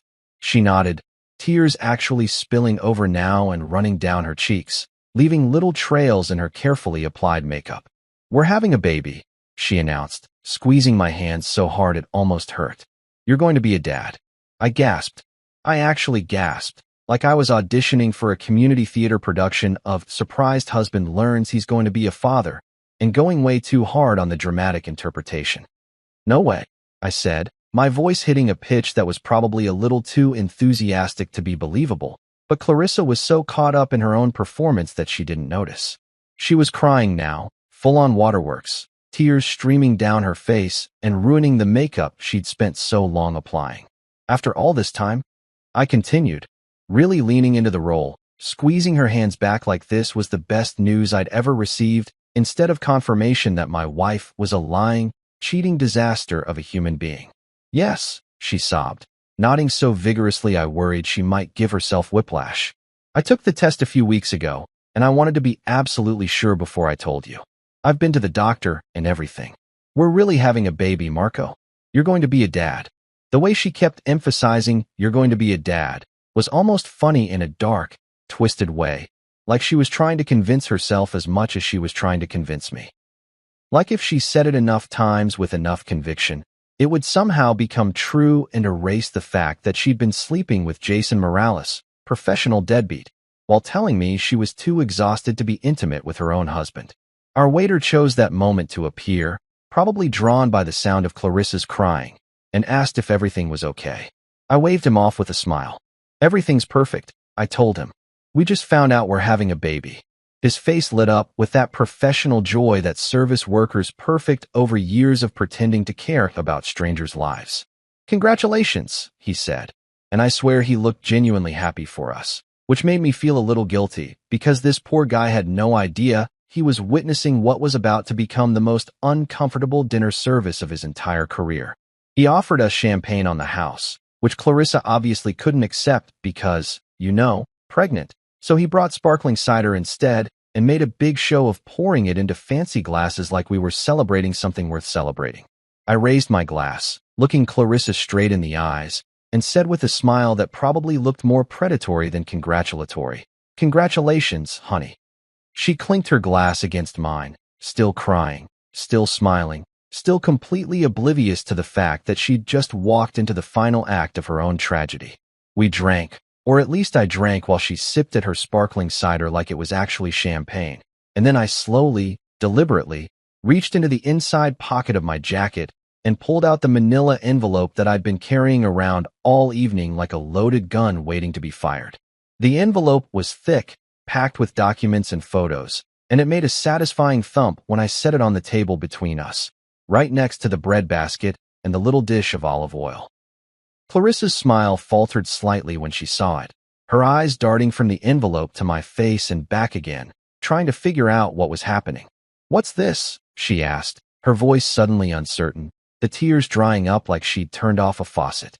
I kept smiling, that same calm smile I'd been wearing for weeks now, the one that was starting to feel more natural than any genuine expression I'd worn in months. "Just a little surprise of my own," I said, pushing the envelope across the table toward her like I was dealing cards in the world's worst poker game. She looked at the envelope like it might explode, her hand hovering over it, but not quite touching it, like she already knew on some instinctive level that whatever was inside was going to ruin this nice dinner and probably her entire life. "Open it," I encouraged, taking another sip of my champagne, because I was going to need alcohol to get through the next 10 minutes without either laughing or throwing something. She picked up the envelope with shaking hands, and I watched as she unsealed it, pulled out the contents, and started going through the papers one by one. First came the photos. Beautiful 8x10 glossy prints that I'd had professionally developed, because if you're going to destroy your wife's life, you might as well do it with high-quality images. There she was, crystal clear and in full color, kissing Jason Morales outside his house in Tempe. Another photo of them with his arm around her waist. Another one of her going into his house. Another of her leaving 3 hours later looking thoroughly disheveled. Each photo was time-stamped and dated, printed right there in the corner like evidence at a crime scene, which I guess it kind of was. The timestamps corresponded perfectly with days she'd claimed to be visiting her non-existent cousin in Tucson, or working late at the office, or running errands that apparently took 4 hours. Clarissa's face went from tan to pale to almost gray in the span of about 5 seconds, which is impressive if you think about it, like watching a time-lapse of someone realizing their entire world is collapsing. Her mouth opened and closed a few times, like a fish gasping for air, but no sound came out. She just kept staring at the photos, flipping through them one after another, and I could see her brain desperately trying to come up with an explanation that would make this okay. Some story that would explain why she was kissing and groping another man on multiple occasions while married to me. Good luck with that, sweetheart. I'd spent weeks thinking about possible explanations, and I'd come up empty every time. Behind the photos were the documents. The background check on Jason Morales, complete with his criminal record, employment history, or lack thereof. And the best part, the outstanding child support order showing he owed $8,000 to his previous baby mama and hadn't paid a dime in over a year. I'd highlighted that part in yellow just to make sure she didn't miss it. Then came copies of her Planned Parenthood receipt, phone records showing hundreds of calls and texts between her and a number that Robert Kane had confirmed belonged to Jason, and bank statements showing ATM withdrawals and purchases in Tempe on days she'd claimed to be other places. Every piece of evidence was organized, labeled, and impossible to deny or explain away. The final documents in the envelope were the real kicker. Police reports that Robert had filed documenting the affair for legal purposes, DNA authorization forms that would be used after the baby was born to prove I wasn't the father, and photocopies of the divorce papers that Patricia had already prepared and would be filing on Monday morning. Everything was laid out in black and white, a complete roadmap of her affair and my exit strategy from this disaster of a marriage. I'd left nothing to chance.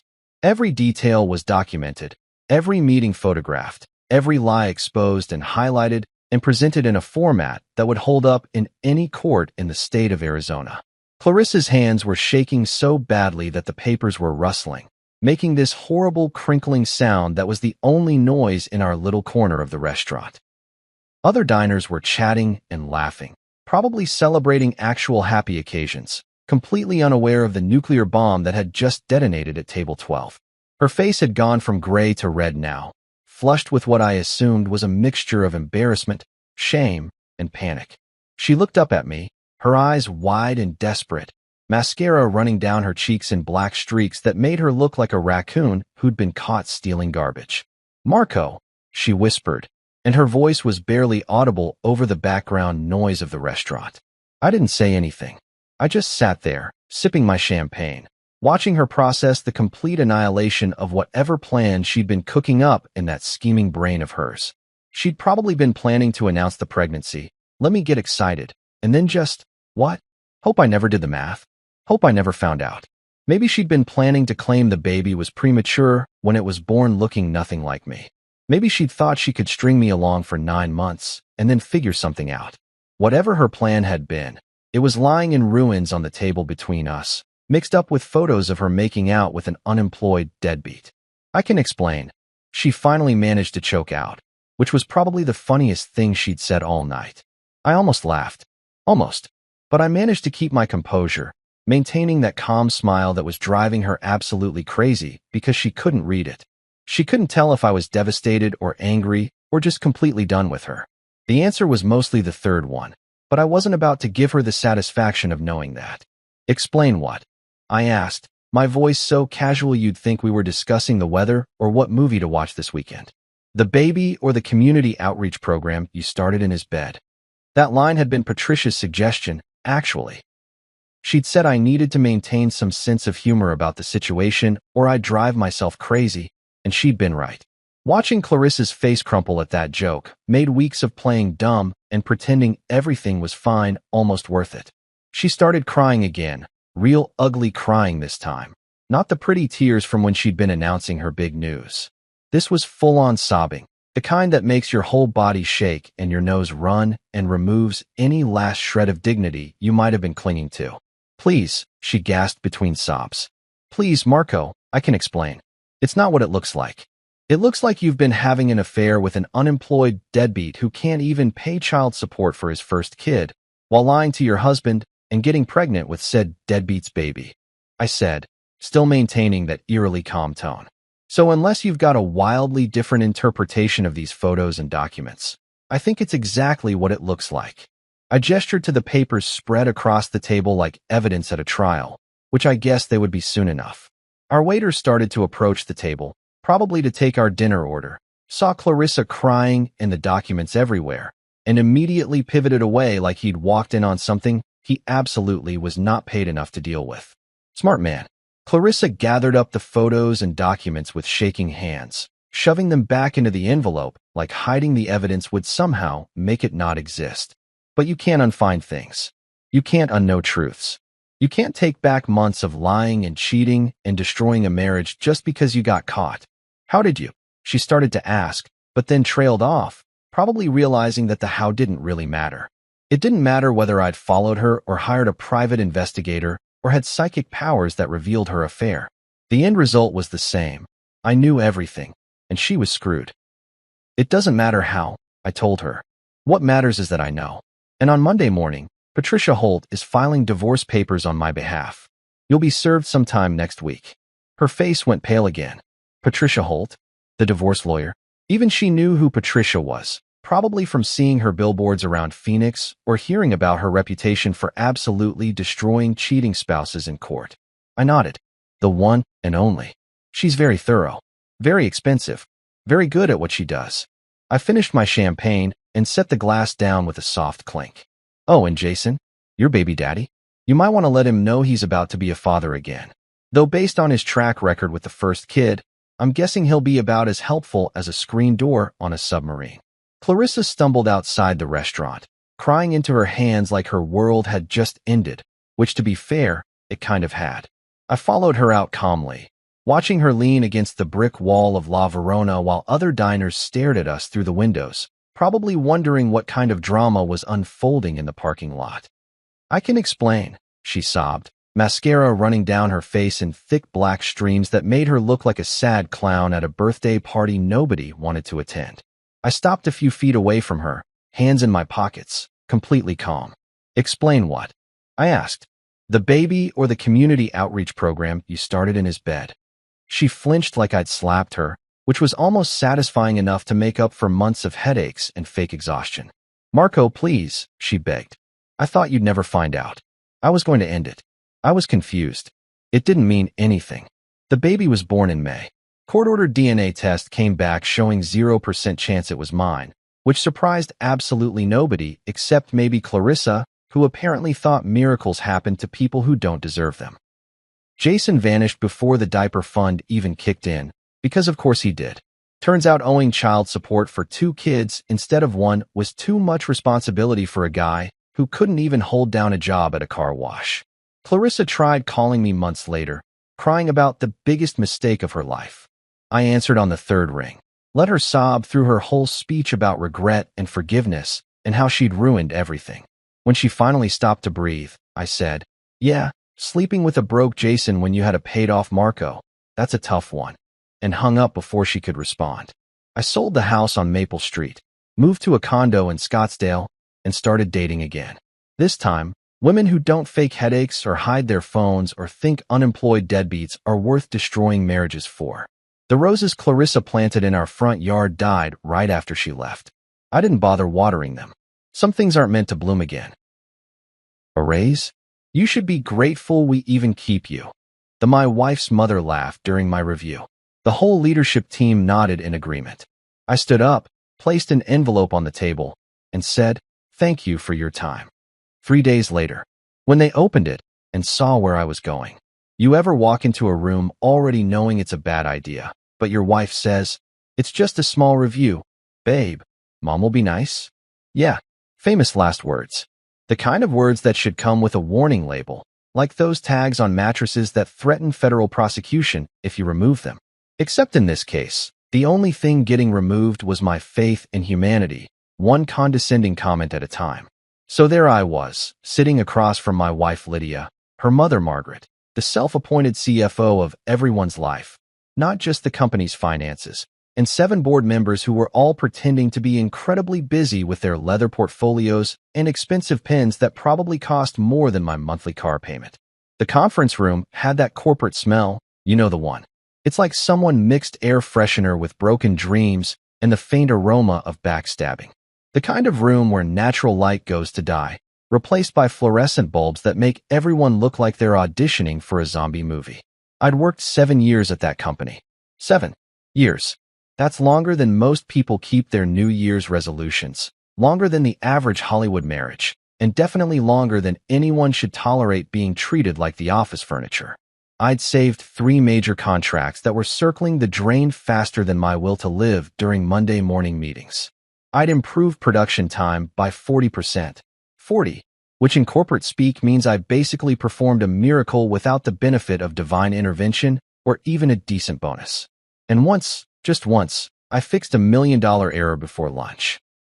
Not after a 3-day committee review, not after hiring expensive consultants, not after a company-wide prayer circle. Before lunch, I literally saved them $1 million and still had time to eat my sad desk sandwich. So when I walked into that performance review and politely, professionally, respectfully requested a raise, not a Ferrari, not a private jet, just a raise that would maybe let me buy name brand cereal instead of the store brand that tastes like cardboard's disappointed cousin, I thought I had a shot. I mean, the audacity of me, right? Thinking that 7 years of loyalty and measurable results might translate into something as crazy as fair compensation. Margaret looked at me like I'd just asked her to donate a kidney. Then she laughed. Not a polite chuckle, not a nervous giggle, but a full-on villain laugh that would have made cartoon bad guys jealous. The sound echoed off the glass table, so loud I swear the thing vibrated. I half expected the windows to crack and birds to fall out of the sky. It was the kind of laugh that says, "You absolute fool. Did you really think you mattered here?" "A raise," she said, wiping tears from her eyes like I'd just told the funniest joke at the comedy club. You should be grateful we even keep you. She emphasized the word keep, like I was a stray dog they'd charitably allowed to sleep in the garage. Like my 7 years of documented excellence was some kind of charity case, a mercy employment situation they were graciously providing out of the goodness of their cold, Excel spreadsheet hearts. The leadership team, and I use that term loosely because leadership implies they actually led something other than the charge toward mediocrity, nodded like those bobblehead dolls you see in the back windows of cars. Just automatic agreement. No thought required, no backbone detected. They sat there in their expensive suits that probably cost more than my requested raise, nodding along to Margaret's dismissal of my worth like it was the most reasonable thing they'd heard all week. Not one of them spoke up. Not one mentioned the contracts I saved. Not one acknowledged the 40% efficiency improvement that made their quarterly reports look good enough to frame. I smiled. But here's the thing about smiles. They're not all created equal. There's the happy smile, the nervous smile, the I'm being polite but dying inside smile that everyone perfects by their third retail job. And then there's the smile I gave them. The dangerously calm kind. The kind that should come with its own warning system, like tornado sirens or that beeping noise trucks make when they're backing up. It was the smile of someone who'd just made a decision, and not the kind of decision that involves choosing between chicken or fish at a wedding. Noted, I said, my voice so level it could have been used for construction purposes. I reached into my bag, pulled out an envelope, crisp, white, professional, the kind you use for important documents or letters to Santa when you're really serious about that Red Ryder BB gun, and slid it onto that glass table. It made a satisfying sound, that soft whisper of paper against polished surface. Then I stood up, slowly, deliberately, like a man who'd just set something in motion that couldn't be stopped even if they wanted to stop it, which they would, very soon. Is that another one of your suggestions? Margaret asked, her voice dripping with that special condescension that only comes from people who've never had to actually work for anything they have. She'd inherited this company from her father, turned it into her personal kingdom, and treated everyone who wasn't blood-related like peasants lucky to toil in her fields. My suggestions, as she called them, had previously saved the company from bankruptcy, but sure, let's act like they were crayon drawings from a kindergartner. Sort of, I replied, and I could feel Lydia's eyes burning into the side of my head, sending me telepathic messages that probably translated to don't embarrass me in front of my mother and these important people. But you know what? I was way past caring about embarrassment. Embarrassment requires you to value the opinion of the people you're potentially embarrassing yourself in front of, and my respect meter for everyone in that room was reading somewhere below empty, in negative numbers, possibly approaching theoretical physics territory. You'll love what's inside, I added, and I meant every word. They would love it. Eventually. In the way that people love cautionary tales and lessons learned the hard way. They didn't open it right away. Too busy exchanging confused glances, probably wondering if I'd finally snapped and filled the envelope with glitter or anthrax or a strongly worded letter about their parking space assignments. Margaret waved her hand dismissively, like she was shooing away a fly, and went back to her notes about quarterly projections and synergy and whatever other corporate buzzwords were trending that week. 3 days later, that envelope caused more chaos than a cat in a boardroom. More chaos than a fire drill during a board meeting. More chaos than someone announcing there's no more coffee in the break room on a Monday morning. Because inside that envelope wasn't anger or threats or dramatic declarations. It was something far more powerful in the corporate world. It was consequence, professionally packaged and formally delivered. It was the sound of dominoes starting to fall, set in motion by a man who'd finally realized that sometimes the best way to win a rigged game is to stop playing by their rules and start playing by yours. When I first joined that company, I thought I'd married into opportunity. You know, the American dream and all that jazz. Work hard, marry well, climb the ladder, retire with a boat you'll use twice before realizing you hate the ocean. I had visions of being the brilliant engineer who impressed everyone with innovation and skill, eventually earning respect through sheer competence. Turns out, I married into management by family drama, which is less like climbing a corporate ladder and more like being trapped in a never-ending episode of a reality show where everyone's related and nobody gets voted off the island. Margaret ran finances with an iron fist wrapped in a Chanel scarf. My wife Lydia was HR, which sounds professional until you realize that every single workplace argument, every tiny disagreement, every moment of justified frustration ended with the same refrain. Honey, Mom says you're being emotional again. Not, let's discuss this professionally. Not, what's your perspective? But a straight-up dismissal of my concerns as if having feelings about being treated like garbage was somehow a character flaw. Like I was the problem for noticing I was being disrespected, not them for actually disrespecting me. Still, I was grateful for the job. At least, that's what I kept telling myself every morning when I'd pull into that parking lot, staring at the building like a prison I'd voluntarily walked into. I genuinely was thankful at first, back when I was young and stupid and believed that hard work actually mattered more than last names. I just finished my engineering degree, Lydia and I were newlyweds, and Margaret offered me a position in her company with what seemed like genuine enthusiasm. We need fresh minds, she'd said, shaking my hand with a smile that I now recognize as the same smile a spider probably gives a fly. Someone with your technical skills could really make a difference here. And I did make a difference. I designed the calibration systems that made their production line faster, smoother, and more accurate than their competitors. I'm talking real innovation here, not just tweaking existing processes or slapping a fresh coat of paint on outdated equipment. I completely reimagined how their machines communicated with each other, created feedback loops that caught errors before they became expensive problems, and developed a monitoring system that predicted maintenance needs before equipment failed. It was the kind of work that engineering journals write articles about, the kind of stuff that companies patent and brag about at industry conferences. Every success, branded Margaret's cost efficiency model.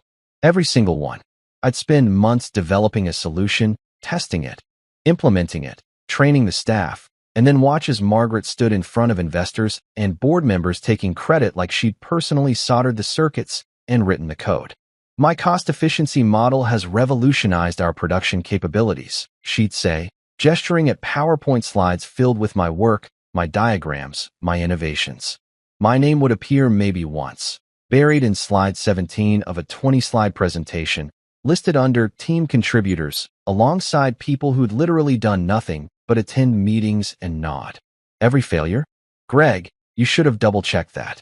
It didn't matter if the failure was because Margaret cut the budget I'd requested, or because Brian from marketing promised features to clients that I'd explicitly said were impossible with our current timeline, or because someone in purchasing bought cheaper components than I'd specified. Somehow, some way, when things went wrong, my name was first on the blame list. Margaret had a special talent for memory-selective accountability. Taking credit when things worked and distributing blame when they didn't, like some kind of corporate Robin Hood, except instead of stealing from the rich to give to the poor, she was stealing credit from the competent to give to the incompetent. I wasn't mad. I was patient. At least that's what I told myself while gritting my teeth through another meeting where my ideas were dismissed when I said them, and then praised when Brian repeated them verbatim 5 minutes later. I was playing the long game, I thought, building a reputation slowly but surely, documenting everything, keeping my head down and my work quality up. Until that review day. That day, Patience packed its bags, called an Uber, and left without saying goodbye.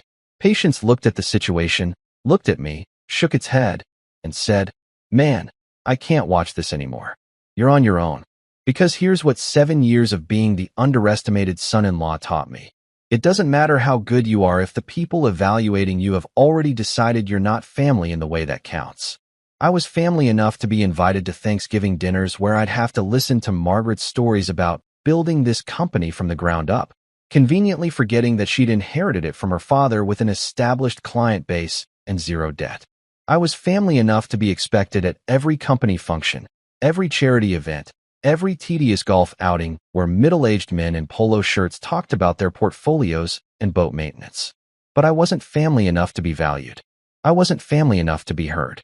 I wasn't family enough to deserve fair compensation for measurable, documented, revolutionary contributions to their bottom line. The really messed up part? I kept thinking it would change. That's the trap, right? You invest so much time, so much energy, so much of yourself into something that you start believing the sunk cost fallacy, like it's a religious doctrine. I've already put in 7 years. Surely if I just work a little harder, stay a little later, save one more contract, prevent one more disaster, they'll finally see my worth. It's like being in a bad relationship where you keep thinking the other person will change if you just love them hard enough, try enough, sacrifice enough of yourself on the altar of their indifference. Lydia would tell me I was being paranoid when I'd mention feeling undervalued. "You're too sensitive," she'd say, not looking up from her phone. "Mom's under a lot of stress. The board expects results. You can't take everything so personally." But here's the thing about taking things personally. When someone's personally disrespecting you, personally underpaying you, personally taking credit for your personal work, it's actually appropriate to take it personally. That's not being sensitive, that's being conscious. I should have seen it coming, honestly. All the signs were there from day one. I just chose to ignore them because I was in love and optimistic and stupid in that special way that only your 20s allow. Like that time in my second year when I saved the Patterson contract, a $3 million deal that was about to walk because our delivery timeline was impossible with current production speeds. I worked 70-hour weeks for 2 months straight, redesigned the entire workflow, and delivered 2 weeks early. Margaret gave me a $50 gift card to Olive Garden and told me, "This is what team players do." A $50 gift card for saving a $3 million contract. I could have bought more respect at a dollar store, but I kept showing up, kept innovating, kept hoping. Right up until that review day when Margaret laughed in my face and something inside me, not broke, exactly, but shifted, like a bone setting wrong and suddenly clicking into the right position. That's when I realized that being underestimated wasn't an obstacle to overcome. It was an advantage to exploit. You ever attend a meeting that's less about performance and more about family gossip? That's every Monday at Grand Industries. Hell, that's every day that ends in Y at Grand Industries. I'm talking about a workplace where the line between professional and personal doesn't just blur, it straight up doesn't exist. It packed its bags and moved to Canada where it could live in peace, far away from the dysfunction that masqueraded as corporate culture in that godforsaken building. Margaret treated the boardroom like her living room. And I don't mean that in a cute, "we're all family here" kind of way that some companies try to sell you on while simultaneously denying your vacation requests. I mean, she literally conducted business meetings like she was hosting a book club for judgmental suburban moms who'd had too much wine and not enough therapy. She'd sip chamomile tea, always chamomile, always in this fancy porcelain cup that probably cost more than my first car, while criticizing everyone's posture, tone of voice, choice of tie, and general existence. "Greg, slouching communicates weakness. No wonder suppliers negotiate with you so aggressively," she'd say, peering at me over her reading glasses like a disappointed schoolteacher who'd caught me passing notes in class. Never mind that those suppliers negotiated aggressively, because I'd saved the company 17% on materials costs by actually doing my homework and finding better vendors. Never mind that my so-called slouching was actually just my spine trying to escape my body after sitting through another 3-hour meeting that could have been an email. No, clearly the problem was my posture, not her complete inability to acknowledge competence when it was sitting right in front of her with excellent PowerPoint presentations and documented results. The Monday meetings were something special, though. Picture this. A mahogany conference table that probably required the sacrifice of an entire forest, uncomfortable leather chairs that squeaked every time you shifted your weight, which Margaret interpreted as fidgeting and therefore disrespect, and a whiteboard that nobody ever used because, God forbid, we actually brainstorm or collaborate like normal companies.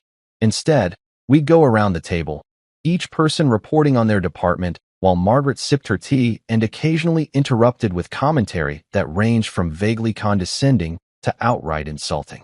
Meanwhile, her son-in-law wannabe, Brian, the marketing VP with MBA energy and the IQ of a couch cushion, smirked whenever I spoke. Every single time. I could be presenting a solution that would save millions, and Brian would be sitting there with this smug little grin like he knew something I didn't. Which was hilarious, because the only thing Brian knew was how to take credit for other people's ideas and which golf courses had the best brunches. The guy had gotten his MBA from some online university that probably operated out of a P.O. box, spent more time networking than actually working, and somehow convinced Margaret that synergizing brand vertical integration was a real thing that required a 6-figure salary. Brian's favorite move was the strategic interruption. I'd be mid-sentence, explaining something technical, something important, and he'd jump in with, "That's interesting, Greg, but have we considered the optics here?" The optics? Like we were running a political campaign instead of a manufacturing company.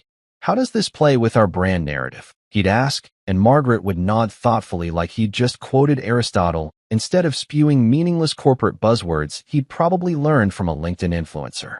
But I kept working. Late nights, endless projects, minimal recognition. The kind of schedule that makes your friends forget what you look like and your family start checking if you still live at your address. I'd be in the office until 9, 10, sometimes 11 at night, fine-tuning systems, running simulations, fixing problems that nobody else even knew existed yet. I'd go home, catch maybe 5 hours of sleep, and come back to do it all over again. Weekends? Those became a myth, a beautiful fairy tale I'd tell myself about that magical time when people apparently didn't work and did things like hobbies and relaxation. I thought hard work would earn respect. That's what they tell you, right? That's the whole American work ethic propaganda they feed you from childhood. Work hard, keep your head down, be reliable, be excellent, and eventually people will notice. Eventually, you'll be rewarded. Eventually, merit will matter. It's the same lie they tell you about how college degrees guarantee good jobs, and how if you just follow the rules, the system will be fair to you. Spoiler alert, the system is only fair if you're the one making the rules. And in this family business circus, Margaret was ringmaster, lion tamer, and the person selling overpriced cotton candy all rolled into one. Spoiler, hard work only earns you more work, and new insults delivered with spreadsheets. That's the secret they don't tell you in those motivational posters with eagles and mountains and words like persistence in dramatic fonts. When you're good at something in a dysfunctional company, they don't promote you or pay you more. They just pile more responsibility on your plate while keeping your compensation exactly where it is. Because why would they pay you more when you're already doing the work for less? It's basic economics, except the kind that only benefits them. Every time I solved a problem, I'd get 2 more problems assigned to me. Fixed the calibration issue? Great. Now you're in charge of quality control too. Streamlined the production schedule? Fantastic. Now you can also manage the inventory system. Saved a major client relationship? Wonderful. Here's 3 more difficult clients that nobody else wants to deal with.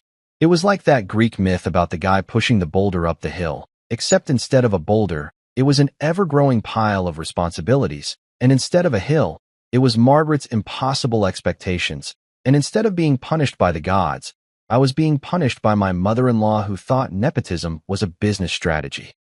The worst part wasn't even the work or the lack of recognition. It was the gaslighting, that special kind of crazy-making where they dismiss your concerns, undervalue your contributions, and then act shocked, when you weren't enthusiastically grateful for the opportunity to be exploited. "We're giving you valuable experience," Margaret would say when I'd hint at wanting fair compensation. "You should see this as an investment in your future.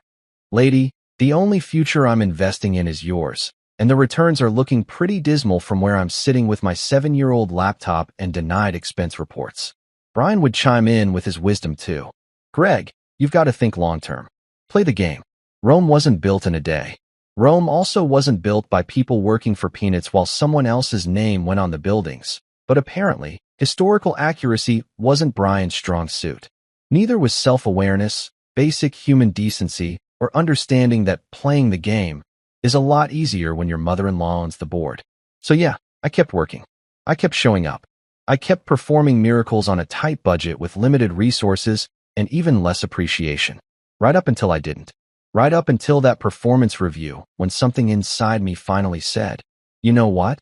This circus doesn't need me. Let's see how they do without a safety net." I'd spent 6 years saving that company millions.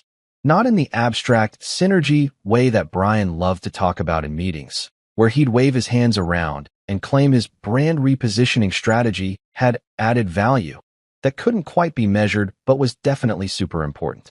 No, I'm talking actual, documentable, show it on a spreadsheet that even an accountant would trust millions of dollars. The kind of money that has commas in it. The kind of savings that should have earned me a parade, or at least a decent annual bonus, but instead got me a pat on the head and a "that's what we pay you for" from people who very clearly weren't paying me enough for it. I didn't even ask for a huge raise. Let me be crystal clear about this because I don't want you thinking I walked in there demanding a corner office and a company yacht. I did my research like a responsible adult. I looked at industry standards, checked what engineers with my experience and track record were making at comparable companies, even factored in the family business discount, where you supposedly make slightly less in exchange for job security and a friendly environment. Then I calculated a number that was fair, not generous, not extravagant, just fair. Market value. The kind of salary that would let me maybe take a vacation without checking my bank account every 30 seconds, or buy the good coffee instead of the store brand that tastes like someone filtered it through old gym socks. Margaret's response. Well, you already know about the laugh that could have registered on the Richter scale. But what came after was somehow even worse. She leaned back in her chair, that big executive chair that probably cost more than 3 months of my salary, and looked at me with this expression that I can only describe as amused contempt. Like I was a toddler who just asked if I could drive the car. Cute, but delusional.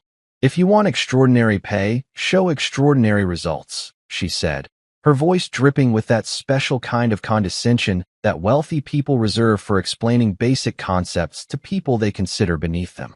She said it slowly, carefully, like she was speaking to someone who might not understand big words. Like she was doing me a favor by explaining how the world works to my poor, confused brain. Ma'am, I literally made your company extraordinary. I wanted to scream it, tattoo it on my forehead, project it onto the side of the building in letters visible from space. I took your mediocre, struggling, barely keeping up with competitors' manufacturing operation and turned it into something that industry publications wrote articles about. I created systems that your competitors tried to copy. I saved contracts that your previous engineers said were impossible to fulfill. I fixed problems that nobody even knew existed until they would have exploded into 6-figure disasters. The Patterson contract? Saved it. $3 million that was walking out the door until I redesigned the entire production workflow in 60 days. The Meridian calibration crisis? Solved it. They were threatening legal action for defective equipment until I figured out the problem was in the sensor array configuration, not the equipment itself. Fixed it over a weekend, saved the company from a lawsuit that would have cost more than my lifetime salary. The production line efficiency improvements? Implemented them across all 3 facilities, resulting in a 40% increase in output without adding a single new piece of equipment or hiring additional staff. 40%. That's not just extraordinary, that's borderline miraculous. That's the kind of improvement that CEOs put in their memoirs and business schools turn into case studies. But sure, tell me about extraordinary results, Margaret. Please, enlighten me about what constitutes achievement in your world, because apparently saving your company multiple millions of dollars annually doesn't meet the threshold. What do I need to do? Cure cancer? Achieve world peace? Turn water into wine? Because I'm fresh out of miracles that you'll actually acknowledge. The board chuckled. That's what really killed me. Not even full laughs, just these polite little chuckles like Margaret had made a clever joke at a dinner party. These people, these supposedly professional business people who were supposed to be evaluating performance objectively, just sat there and chuckled while my contributions were dismissed and my worth was casually degraded. They shuffled their papers, adjusted their expensive watches, and nodded along like this was perfectly reasonable. Not one of them spoke up. Not one of them said, "Actually, Greg has a point. His results have been exceptional." Not one of them had the spine to acknowledge reality when it contradicted Margaret's narrative. Lydia gave me that "don't embarrass me" glare from across the table. I knew that look intimately by this point.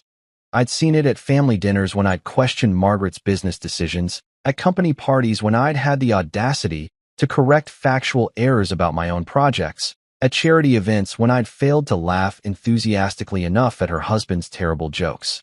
It was a look that said, "You're making this difficult. Just smile and nod.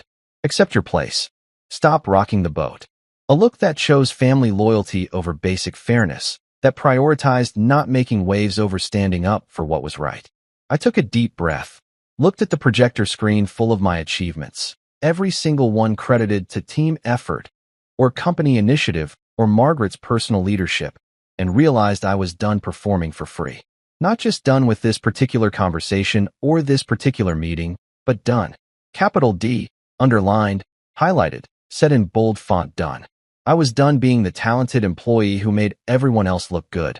Done being the safety net that caught every problem before it became a disaster while someone else took bows. Done being gaslit into thinking that wanting fair compensation for exceptional work was somehow greedy or entitled. The projector screen was still showing my presentation. The one I'd carefully prepared with charts and graphs and documentation of every major contribution I'd made over the past 6 years. I'd spent hours on it, cross-referencing dates, calculating exact dollar amounts saved, gathering testimonials from clients and vendors.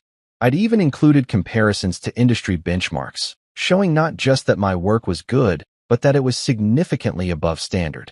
It was airtight, undeniable, the kind of evidence that would hold up in any reasonable evaluation.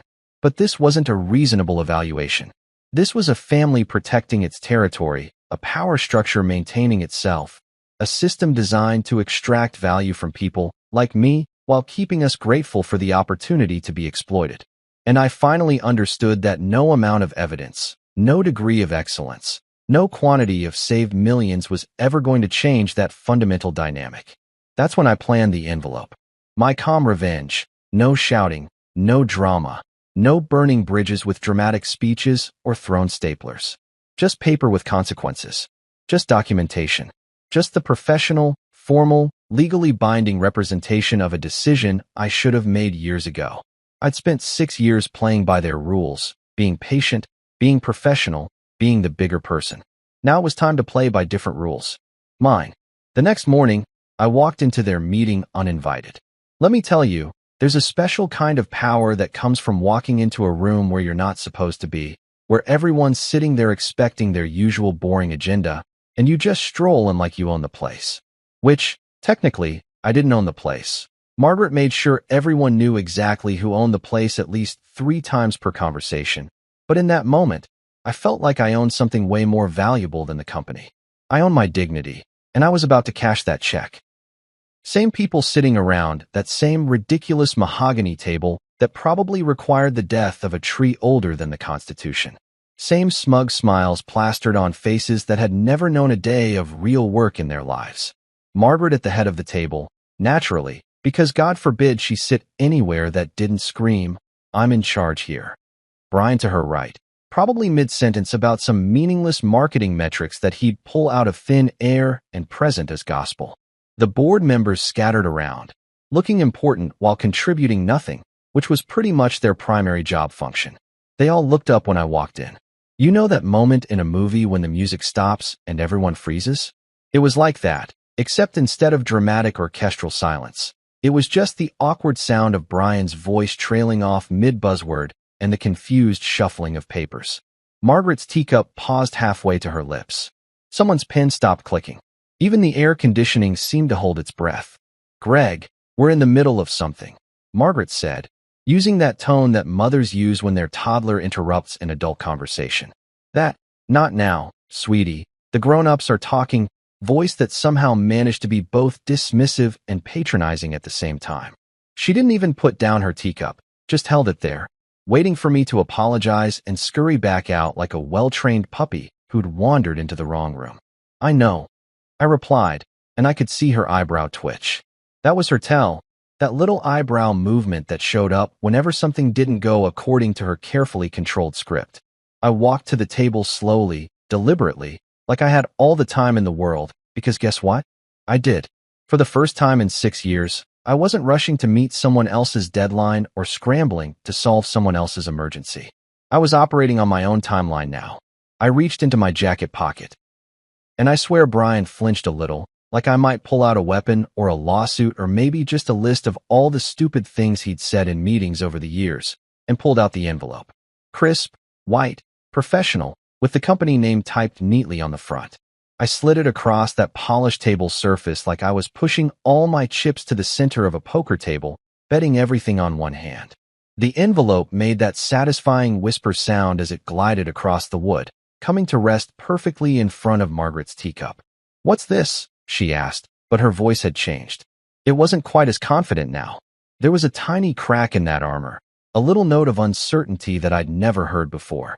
She stared at the envelope like it might contain anthrax or legal documents, or, worst of all, something that might actually require her to acknowledge reality. Something that'll make next quarter very interesting, I said, and I let that sentence hang in the air like smoke from an extinguished candle. I didn't elaborate, didn't explain, didn't justify or defend or provide context the way I'd been trained to do over 6 years of explaining myself to people who never listened anyway.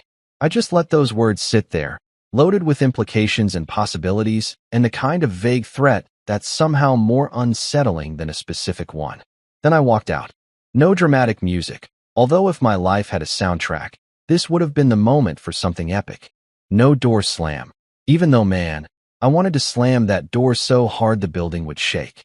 But that would have been emotional, and the beautiful thing about what I was doing was how completely calm and professional it was. I was giving them exactly what they'd always demanded from me. Unemotional, businesslike, efficient, while simultaneously detonating a bomb under their comfortable little world. I walked out quietly, pulling the door closed behind me with a gentle click, and I started humming "Take This Job and Shove It" under my breath. The Johnny Paycheck version, not some sanitized cover. The real deal, the working man's anthem, the song that perfectly captured what every exploited employee has wanted to say to their boss since the invention of terrible jobs. I hummed it all the way down the hallway, past my now former office, past the break room where I'd eaten 1,000 sad lunches, past the bathrooms where I'd occasionally hidden for 5 minutes just to get some peace. The receptionist, sweet girl named Amanda who always remembered to save me the good donuts when they ordered breakfast, looked up as I walked past. "Leaving early, Greg?" she asked, smiling like it was just another normal day. "Something like that," I told her, and I meant it in ways she couldn't possibly understand yet. "You take care of yourself, Amanda. You deserve better than this place." Her smile faltered a little, confused, but I kept walking. Out through the lobby with its pretentious modern art that Margaret had commissioned from some artist friend of hers who charged 5 figures for paintings that looked like a toddler's finger painting project. Out through those glass doors that I'd walked through so many mornings feeling tired and unappreciated. Out into the parking lot where my car, nothing fancy, just reliable transportation that I'd bought used and maintained myself because my salary didn't exactly allow for luxury vehicles, was waiting like a getaway car. I sat in the driver's seat for a moment, not starting the engine, just breathing. My hands weren't shaking. My heart wasn't racing. I felt calm in a way I hadn't felt in years, like I'd been holding my breath underwater for so long that I'd forgotten what air tasted like, and I'd just broken the surface. This wasn't panic or anger or fear. This was clarity. They didn't open the envelope immediately. Because arrogance and curiosity have terrible timing, and Margaret's arrogance was legendary. I could picture her in there, finishing her tea, probably making some dismissive comment about Greg being dramatic again, setting the envelope aside while they returned to whatever meaningless agenda item they'd been discussing. Maybe Brian made a joke. Maybe someone suggested they should read it. Maybe Margaret waved them off with that imperious hand gesture she loved, the one that said, "I'll deal with this when I feel like it, and I don't feel like it right now." She'd open it eventually, though, probably later that afternoon, or maybe the next morning, when her curiosity finally overpowered her need to demonstrate that she wasn't concerned about anything her son-in-law might do. She'd open it with her letter opener, the fancy one that was probably a gift from some vendor trying to kiss up, expecting my resignation letter and maybe some bitter complaints that she could laugh about with the board. What she'd find instead would be so much better than that. So much worse for her, so much better for me. Because that envelope didn't just contain my resignation. It contained the sound of chickens coming home to roost, karma catching up with a first-class ticket, consequences arriving with express delivery. But I wasn't there to see her face when she opened it. And honestly, that was fine. Some pleasures you don't need to witness directly. Some satisfaction comes from just knowing it's happening somewhere, even if you're not in the room to see it. I started my car and drove away, still humming. 3 days later, my phone nearly exploded. I'm not being dramatic here. I mean, my phone literally started vibrating so continuously that it scooted itself across my kitchen counter like it was trying to escape the sheer volume of incoming panic. Calls, texts, voicemails, emails, LinkedIn messages, even a Facebook message request from Brian, which was hilarious because I'd never accepted his friend request in the first place. The man couldn't take a hint even when it was delivered via social media rejection. It started early, 7 in the morning, which was way too early for anyone from Grant Industries to be functional given that most of them rolled into the office around 9:30 with their overpriced coffee and their complete lack of urgency. But there it was, my phone lighting up with the HR department's number, then Margaret's office line, then Lydia's cell, then numbers I didn't even recognize, which meant they were probably calling from personal phones because I'd been smart enough to block most of the company extensions after day 2 of radio silence. I let them ring. Every single one of them. I was sitting at my kitchen table in my pajama pants and a t-shirt that had a coffee stain from 2019, eating cereal that was probably 90% sugar, and watching my phone have a complete meltdown. It was therapeutic, honestly.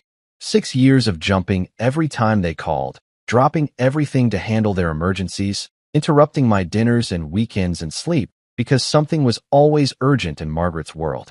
Now I had nowhere to be, no crises to solve, and a bowl of artificially colored marshmallows masquerading as breakfast. Life was good. The voicemails started piling up. First one was from Sandra in HR, trying to sound professional and casual at the same time. "Hi Greg, just hoping to chat with you about some paperwork. Give me a call back when you get a chance."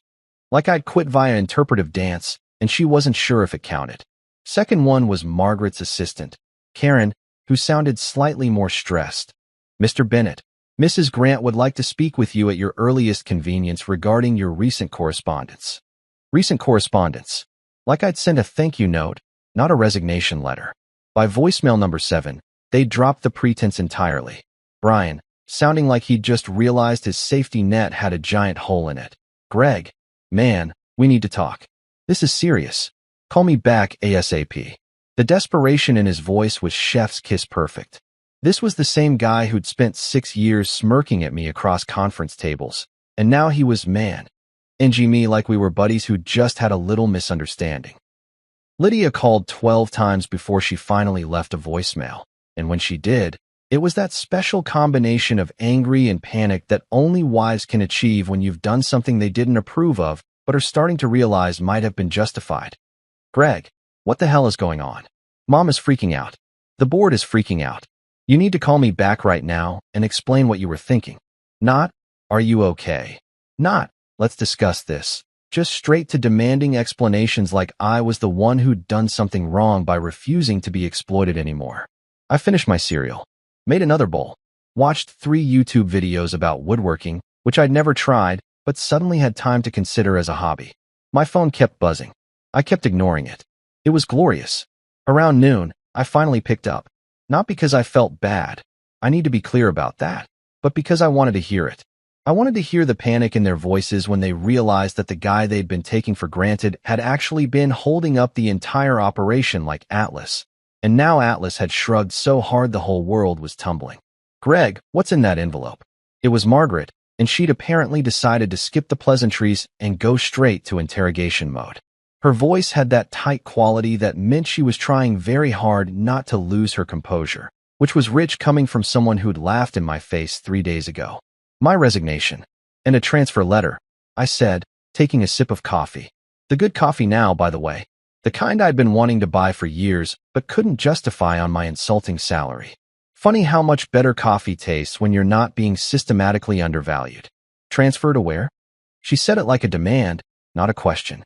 Still trying to maintain that authority, that sense that she had the right to know everything about my life because she'd employed me. "Past tense, lady. Past tense."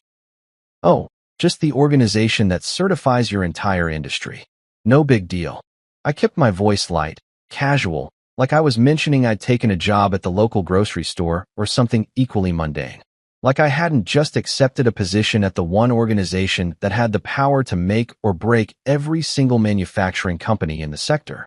Silence. Beautiful, profound, absolutely delicious silence. I could practically hear her brain short-circuiting, trying to process what I'd just said and what it meant for her company. I counted the seconds. 1 Mississippi, 2 Mississippi, 3 Mississippi. By 5 Mississippi, I heard her breathing change. Then panic.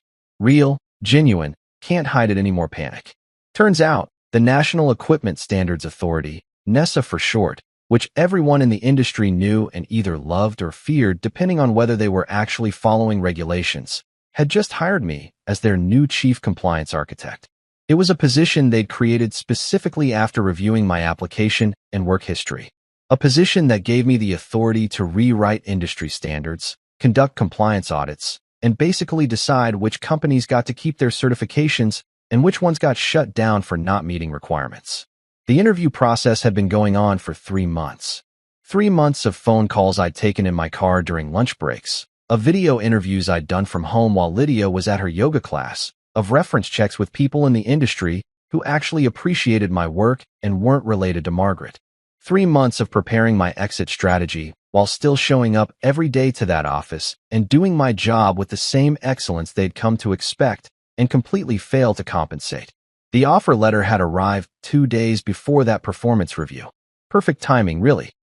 I'd been planning to give them one more chance, one more opportunity to do the right thing and actually value my contributions. And then Margaret laughed at me for asking for fair pay, and suddenly that offer letter transformed from interesting opportunity to divine intervention. Margaret suddenly found my phone number after 7 years of pretending I was still probationary. After 7 years of communicating through Lydia or her assistant, of treating me like I was too far down the organizational chart to deserve direct contact, suddenly she had my number memorized and was calling me personally. Funny how that works. Funny how someone becomes worth speaking to directly the moment they're no longer available to be exploited. "You can't do this," she said, and there it was, the desperation leaking through the authority. There's a conflict of interest here." Actually, Nessa's legal team cleared all of that before they made the offer. I disclosed my employment history fully and transparently.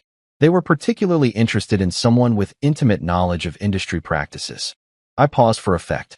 Both the good practices and the less compliant ones. I could hear her breathing get faster. "Greg, we need to discuss this. Come into the office. Let's talk about." "I don't work there anymore, Margaret. I don't have to come into the office. I don't have to discuss anything. I resigned. It's over. Have a great day." And I hung up. Just pressed that little red button and ended the call, cutting off whatever manipulation or threat or desperate bargaining she was about to attempt. Then I silenced my phone, poured another cup of that excellent coffee, and started reviewing Nessa's current compliance standards. They had a lot of outdated protocols that needed updating. I had some ideas about that. At Nessa, I finally had an office with a door that locked and coffee that didn't taste like regret. Let me tell you, that alone was worth the career change. The coffee situation at Grand Industries had been dire. Some bulk-purchased generic brand that tasted like it had been filtered through an old gym sock and then left to age in a rusty thermos for 3 weeks.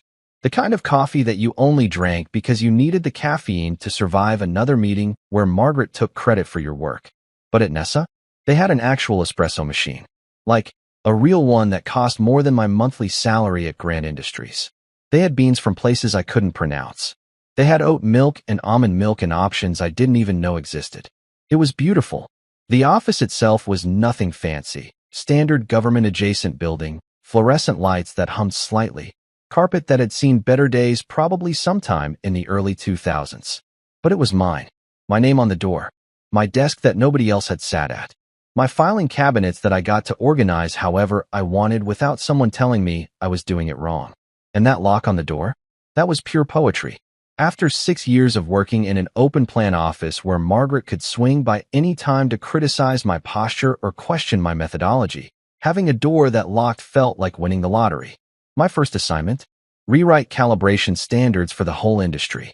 They literally handed me the keys to the kingdom and said, "Hey, you know how everything's been done for the past 20 years? Yeah, we need to update all of that to reflect modern technology and best practices. Have at it."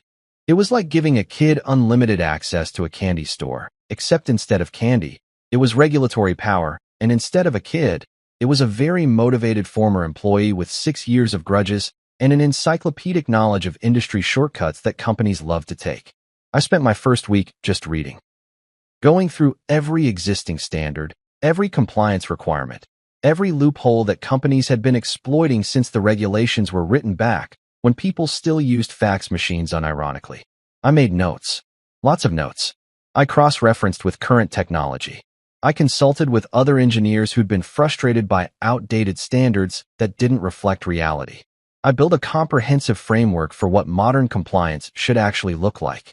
And then I started making a list of companies that would need to be audited under the new standards. Guess which company was first on that audit list? Go ahead, guess. I'll wait. Grant Industries. Right there at the top, highlighted in yellow, flagged for comprehensive review. Not because I was being petty.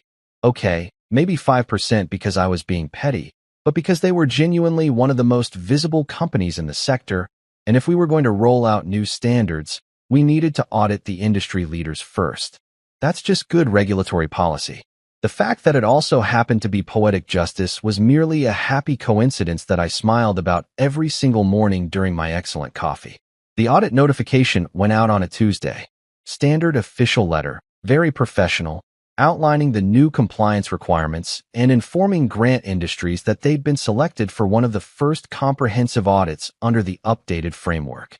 They had 60 days to prepare all documentation, provide access to facilities, and demonstrate compliance with the new standards. Very by the book. Very official. Very much going to be a nightmare for them because I knew exactly which corners they'd been cutting. When they saw the new compliance checklist, Margaret called me personally.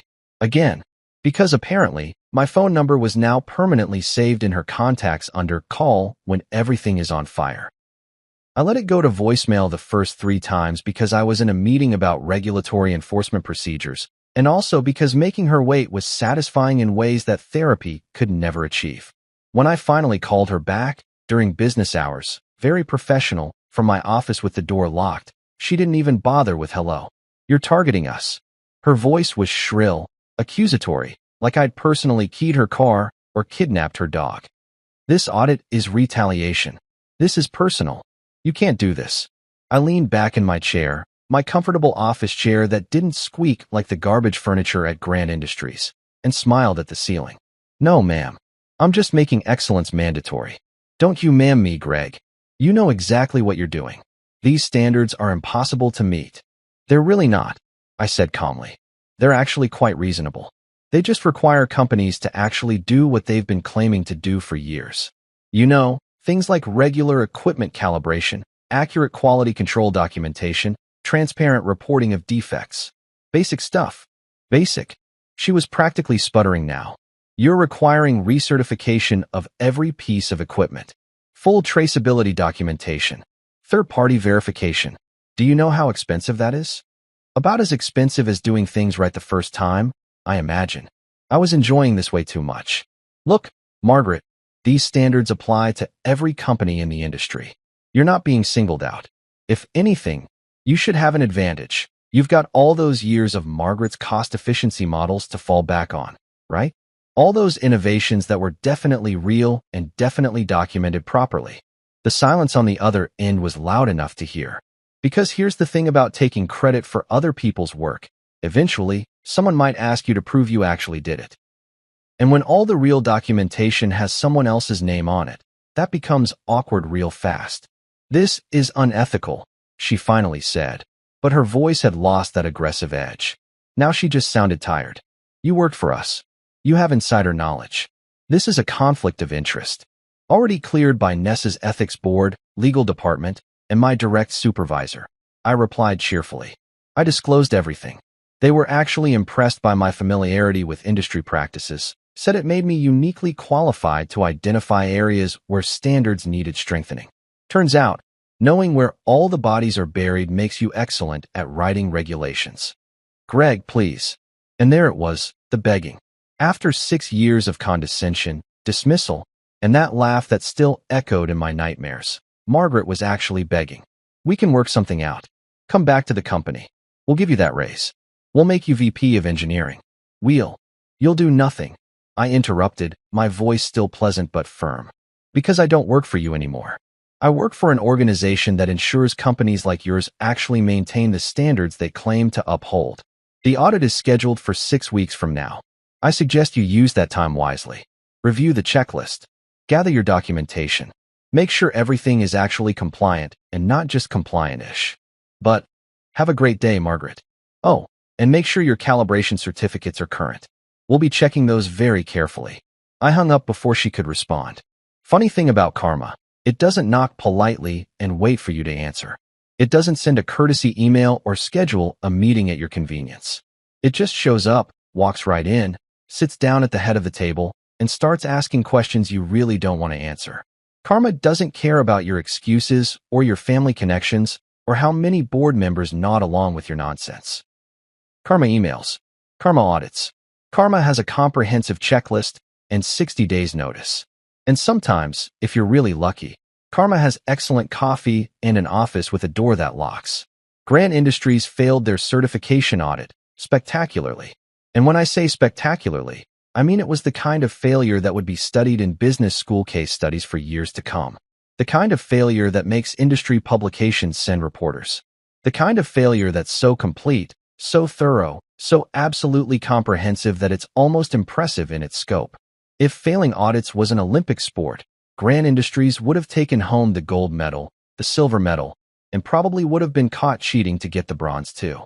The audit team showed up on schedule. 3 auditors, all professionals I'd trained personally on the new standards, all armed with clipboards, tablets, and the kind of polite skepticism that comes from years of catching companies trying to fake their way through inspections. They weren't there to bust anyone specifically. They were just there to verify compliance. If Grant Industries had actually been doing what they claimed to be doing for the past decade, it would have been a routine audit. Tedious, sure. Time-consuming, absolutely. But passable. They weren't passable.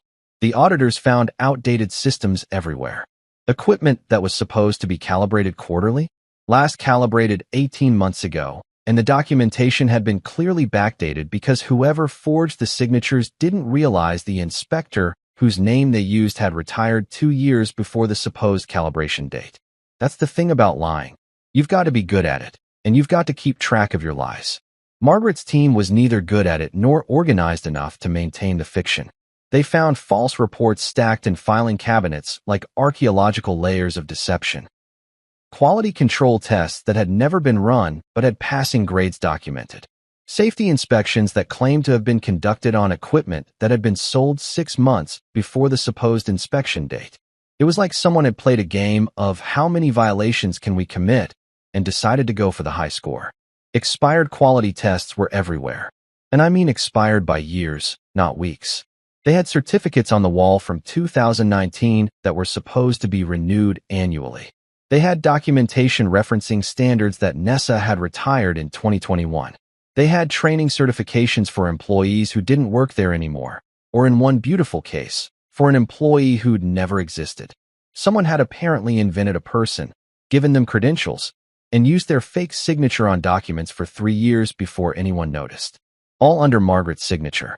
Every single falsified document, every backdated report, every expired certification that claimed to be current.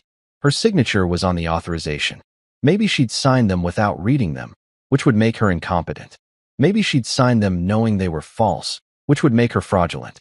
Either way, her name was on everything, which in the regulatory world is all that matters. The buck stops where the signature sits, and her signature was everywhere like she'd been playing a game of corporate Mad Libs with compliance documents. They begged for an extension. Oh, they begged. First it was Margaret calling my boss. Not me. She'd learned that lesson. Asking for just a few more weeks to gather some paperwork that seems to have been misfiled. Then it was their corporate lawyers sending official letters about extenuating circumstances and good faith compliance efforts. Then it was board members reaching out to their contacts at NESA, trying to find someone who'd be willing to slow down the process, maybe lose some paperwork, perhaps misunderstand some regulations. But here's the beautiful thing about working for a regulatory agency with actual integrity. Nobody could intervene for them. NESA wasn't a family business where knowing the right person got you special treatment. It was a government-adjacent organization, with oversight committees and public accountability. Every decision was documented. Every extension request was reviewed by multiple people. Every attempt to curry favor or pull strings just generated more paperwork that made the whole situation look worse. I couldn't intervene, of course. Conflict of interest. I had to recuse myself from any direct decisions involving Grant Industries. I wasn't in the room when they discussed the audit results. I didn't participate in the certification review board meetings. I didn't touch any of the paperwork related to their case. I was completely, professionally, ethically separated from the entire process. But I did smile when Ness's report was published, public record, available to anyone who wanted to read it.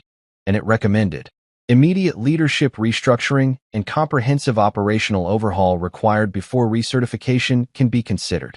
That's government speak for, your management is so incompetent that we can't trust anything you say until you fire everyone in charge and start over.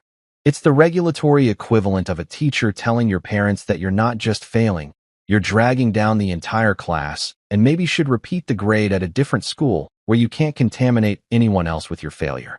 The report was 37 pages long. I didn't read it at work. That would have been inappropriate.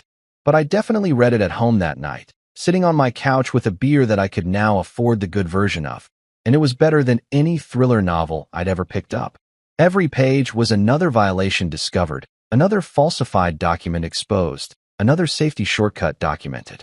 It read like a greatest hits compilation of everything you're not supposed to do in manufacturing. A month later, the family empire was bleeding clients. Not slowly, not gradually, but hemorrhaging them like a severed artery. Because when your certification gets suspended, your clients can't legally use your equipment. And when clients can't use your equipment, they stop buying your equipment. And when they stop buying your equipment, they call your competitors who still have valid certifications and aren't currently under regulatory investigation. The Patterson contract? The $3 million one-I'd saved back in my Grant Industries days? They jumped ship so fast they left skid marks. Called up their account manager, terminated the contract citing the compliance issues, and signed with Grant's biggest competitor within a week. Meridian? Gone. Henderson Manufacturing? Gone. Every major client that had options exercised those options and ran for the exits like the building was on fire. Which, metaphorically speaking, it was. The building was definitely on fire, and Margaret was standing in the middle of it insisting that everything was fine. This was all a misunderstanding. They'd clear this up in no time. Except it wasn't fine, it wasn't a misunderstanding, and no time was looking more like never with each passing day. Their stock price. They'd gone public 5 years ago. One of Margaret's brilliant moves to raise capital dropped 43% in 2 weeks. 43%. I watched it fall in real time on my phone during lunch breaks, and it was mesmerizing. Better than any reality TV show, more dramatic than any soap opera. Just this steady, relentless decline as investors realized that the company's foundation was built on falsified paperwork and Margaret's ego. Their new slogan could have been innovation pending, or maybe excellence sometime later. Or perhaps, we promise we'll actually do the things we said we were doing once we figure out how. They'd spent years marketing themselves as industry leaders, cutting-edge innovators, the gold standard of manufacturing excellence. Now they were the cautionary tale, the example of what happens when you prioritize image over substance, when you cut corners and hope nobody notices, when you build an empire on someone else's work and then laugh when they ask for recognition. The schadenfreude was real, folks. So very real. Desperate, Margaret filed a complaint against me. Because of course she did. When you've spent your entire career blaming other people for your problems, why stop now? When the walls are closing in and your empire is crumbling and your stock price is in free fall, the natural response isn't self-reflection or accountability. It's finding someone else to blame. And who better to blame than the son-in-law who dared to leave, who had the audacity to succeed somewhere else, who had the unmitigated gall to enforce the standards she'd been pretending to meet for years. The complaint was filed with Ness's ethics board, copied to the Industry Regulatory Commission, and somehow also leaked to 3 different trade publications because Margaret had never met a problem she couldn't try to solve with public relations. The document was 12 pages long, 12 pages of accusations, insinuations, and legal language that basically boiled down to one claim. He used insider information to hurt us. Insider information. Like knowing that companies should actually calibrate their equipment was some kind of trade secret. Like understanding that quality control reports should reflect actual tests performed was proprietary knowledge that I'd stolen. Like the expectation that certifications should be current and not expired was some kind of confidential business intelligence that I'd weaponized against my former employer. Ma'am, if competence is insider information, then guilty as charged. Lock me up and throw away the key for the crime of knowing how to do my job properly and expecting others to do the same. Arrest me for the heinous act of understanding industry regulations and believing they should be followed. Convict me for the terrible sin of thinking that when a company says they meet safety standards, they should actually meet safety standards instead of just saying they do while cutting every corner they can find and inventing new corners to cut. The complaint alleged that I designed the new standards specifically to target Grant Industries, that I'd used my knowledge of their internal processes to create requirements they couldn't meet, that I'd orchestrated the entire audit as a personal vendetta. It painted me as some kind of vengeful mastermind who'd spent months crafting elaborate regulatory traps, like I was a supervillain in a movie, except instead of a death ray, my weapon was properly documented calibration procedures. The thing is, to believe Margaret's version of events, you'd have to believe that I'd somehow convinced Nessa to create a new position, hire me, let me rewrite industry-wide standards that would affect hundreds of companies and conduct audits that would be reviewed by multiple independent parties, all as part of an elaborate revenge plot against one company. You'd have to believe that dozens of engineers, regulators, and oversight committee members were all in on my personal grudge. You'd have to believe that the entire regulatory apparatus of a government-adjacent organization was actually just my personal vengeance machine. Or, alternatively, you could believe the simpler explanation, that Grant Industries had been cutting corners for years. I'd been covering for them while I worked there, and once I left, there was nobody competent enough to maintain the facade. Occam's razor, people. The simplest explanation is usually the correct one. And the simplest explanation here was that Margaret had been running a company on credit she didn't deserve, and the bill had finally come due. The Nessa board reviewed every document and every single innovation I'd been denied credit for. That was the part Margaret hadn't considered when she filed her complaint. When you accuse someone of misconduct, you open up an investigation, and investigations look at everything. They don't just examine the allegations. They examine the context, the history, the relationship between the parties involved. So Nessa's ethics board started pulling records. They looked at my personnel file from Grant Industries, which was a masterpiece of damning with faint praise and credit theft. They examined the patents and innovations that Grant Industries had filed over the past 7 years, every single one of which listed Margaret or the company itself as the inventor, despite the supporting documentation clearly showing my name all over the actual development work. They reviewed industry publications where Margaret had been quoted talking about her innovations using language and technical details she clearly didn't understand. They interviewed former colleagues who confirmed that yes, I'd been the actual brains behind most of Grant's recent success, and no, I'd never been properly credited or compensated for it. They talked to vendors and clients who remembered working with me specifically, who'd asked for me by name because they knew I was the one who actually understood the systems. They examined emails and project files and meeting minutes that painted a very clear picture of a talented engineer being systematically exploited by a family business that valued loyalty over competence and relationships over results. And then they looked at the new Nessa standards I'd developed. They had independent experts review them. They compared them to international best practices and recommendations from engineering associations. They analyzed whether the requirements were reasonable, achievable, and appropriate for the industry. Their verdict? Mr. Bennett maintained exceptional records and integrity. The standards developed under his leadership reflect industry best practices and appropriate safety requirements. Complaint dismissed. But they didn't stop there. The report continued. Furthermore, the complaint appears to be retaliatory in nature, filed in response to legitimate regulatory enforcement. The Ethics Board finds no evidence of bias, misconduct, or inappropriate use of prior employment knowledge. Mr. Bennett's work at Nessa has been exemplary, and his recusal from direct decisions regarding his former employer demonstrates proper understanding of conflict of interest protocols. It was beautiful. The report was public record, published on Nessa's website, available for anyone to download and read. It wasn't just a dismissal of Margaret's accusations. It was a vindication of everything I'd been saying for years. It was official, documented proof that I'd been right, they'd been wrong, and their complaint was nothing more than a desperate attempt to blame someone else for their own failures. Margaret's face during the press briefing looked like someone had unplugged her Wi-Fi mid-speech. Nessa held a press conference to address the complaint because it had gotten enough industry attention that they wanted to be transparent about the resolution. Margaret wasn't there in person.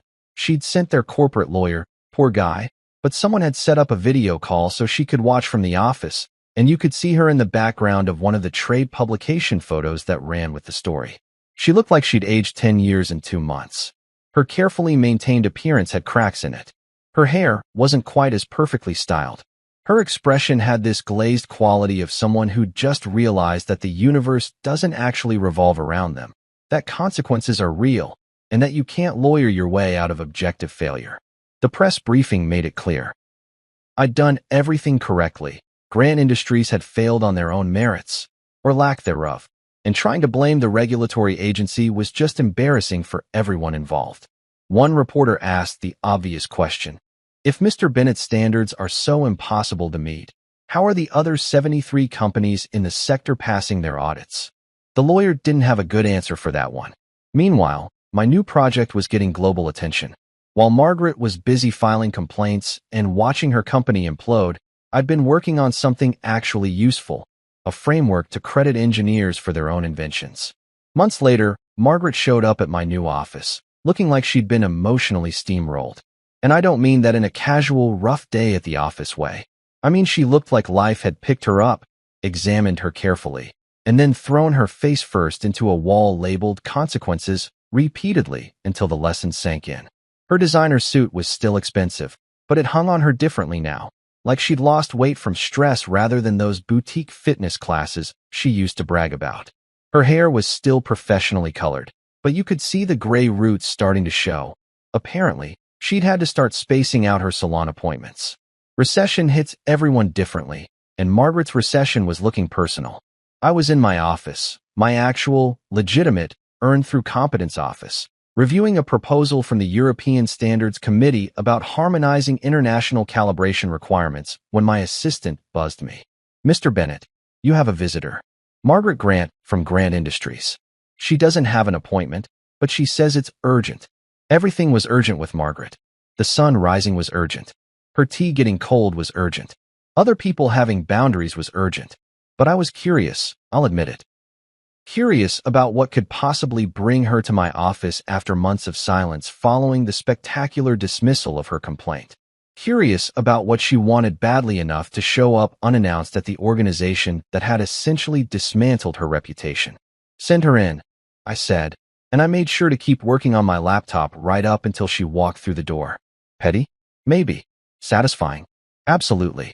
Let her see me being busy and important and completely unbothered by her presence. Let her stand there for a few seconds while I finished typing a sentence, the same way she'd made me wait outside her office countless times over the years. When I finally looked up, she was standing in front of my desk like a defendant at sentencing. No power pose, no imperious confidence. None of that Margaret energy that used to fill rooms and make people nervous. She looked diminished. That's the word. Diminished. Greg, she said, and her voice was different too. Quieter. Missing that edge of automatic authority she'd wielded like a weapon for as long as I'd known her. Thank you for seeing me. Thank you. Margaret said thank you. To me. I almost checked the window to see if pigs were flying past or if the sky was falling in chunks. I have 15 minutes before my next meeting, I said, which was true. I had a video call with a manufacturing consortium in Singapore about implementing the new standards across Southeast Asia. International regulatory harmonization waits for no one, not even awkward confrontations with former family members. What can I do for you, Margaret? She sat down without being invited, but the way she did it was different from the old days. Back at Grant Industries, she'd sit down like she owned every chair she touched, like furniture existed solely for her convenience. Now she sat carefully, almost hesitantly, like she wasn't sure she had permission to occupy space. The board wants to negotiate, she said, getting straight to the point. Maybe humiliation had taught her efficiency. Public credit for your innovations. Back pay for your contributions. We're even discussing naming rights for your calibration method. The Bennett methodology. It would be in all our materials, all our patents, everything. I leaned back in my chair and just looked at her for a moment. The Bennett methodology. My name on the work I'd actually done, the innovations I'd actually created, the systems I'd actually designed. The thing I'd been asking for, begging for 6 years, and been told I was being entitled and ungrateful for wanting. Now they were offering it up like a gift, like they were doing me a favor by finally admitting the truth. What else? I asked, because there's always an else. People like Margaret don't show up offering amends unless there's something in it for them. We want you to consult, she said, and there it was. Help us meet the new standards. Redesign our systems.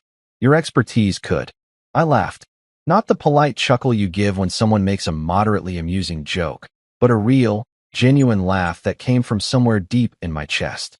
The kind of laugh that startled her, made her flinch back in her chair like I'd thrown something at her. You want me to fix the mess you made by ignoring everything I told you for years? You want me to consult? At what rate, by the way? To implement the systems I designed years ago that you claimed credit for but apparently never actually understood? You want me to save you again, except this time you'll spell my name right in the acknowledgments. Greg, the company is in trouble. The company's been in trouble since you started running it like your personal kingdom, I interrupted. The difference is, now there's nobody covering for you. Nobody working overtime to fix your mistakes. Nobody preventing disasters before you even know they exist. You're finally experiencing the actual consequences of your decisions, and it turns out they're not great. Margaret's face did something complicated. Part anger, part shame, part desperation. We're prepared to offer very generous terms. 6-figure consulting contract. Equity stake. Board position if you want it. I don't need your money, Margaret. And that was the truth. Nessa paid me well. Really well, actually, because they valued expertise and paid market rates like a normal organization. Plus, the consulting offers I'd been getting from companies that actually wanted to pass their audits were extremely lucrative. I'd made more in the past 3 months than I'd made in 2 years at Grant Industries. Just integrity. We're offering you integrity, she said, her voice rising with frustration. Public credit. Your name on everything. What more do you want? I wanted that 6 years ago, I said quietly. I wanted it when I was saving your contracts. I wanted it when I was fixing your mistakes. I wanted it when I asked for a simple raise and you laughed in my face. You're not offering me integrity, Margaret. You're offering me damage control. There's a difference. She opened her mouth, closed it, opened it again like a fish trying to breathe on land. So that's it. You're just going to let the company fail. I'm not letting anything happen. The company's failing because you ran it poorly, lied about your capabilities, and built your success on someone else's work. That's not my responsibility to fix. That's yours. I glanced at my watch. And my meeting starts in 5 minutes, so unless there's something else. She stood up slowly, gathering her purse, and for a moment, she looked like she might say something else. Maybe an apology, maybe another plea, maybe even some recognition of what she'd done wrong. But in the end, she just nodded once and walked toward the door. Margaret, I called out, and she turned back, hope flickering across her face like maybe I'd changed my mind. For what it's worth, if you'd just valued people appropriately from the start, none of this would have happened. Something to think about. She left without responding. Eventually, their company did adopt my transparency framework, not because Margaret suddenly grew a conscience, but because the board forced it through after 3 more quarters of declining revenue and 2 executive departures. They went from mocking me for asking for a raise to printing my name on plaques that hung in their lobby. Grant Industries, utilizing the Bennett calibration methodology. I saw photos of it in a trade publication. The irony was delicious. Lydia divorced me 2 weeks after Margaret's visit to my office. Apparently, success isn't attractive when you can't control it. She wanted the struggling engineer she could manage, not the respected professional who'd built something independently. The divorce papers cited irreconcilable differences, which was lawyer speak for, you stopped letting me and my mother treat you like garbage. I sent her flowers after the papers were finalized. Yellow roses, which symbolize friendship and new beginnings. I wrote them off as a business expense. Closure counts as professional development, right? Now, whenever I see Grant Industries on a compliance form, and I see them regularly because they're on probationary certification status, which means extra monitoring and quarterly reviews, I smile. Not a vindictive smile, exactly.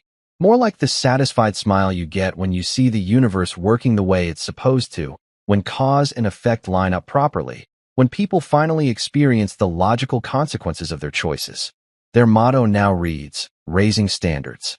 Some marketing consultant probably charged them $50,000 for that gem, completely oblivious to the irony. Or maybe perfectly aware of the irony and laughing all the way to the bank. Either way, it's printed on everything: their letterhead, their website, their trade show banners. Grant Industries, raising standards.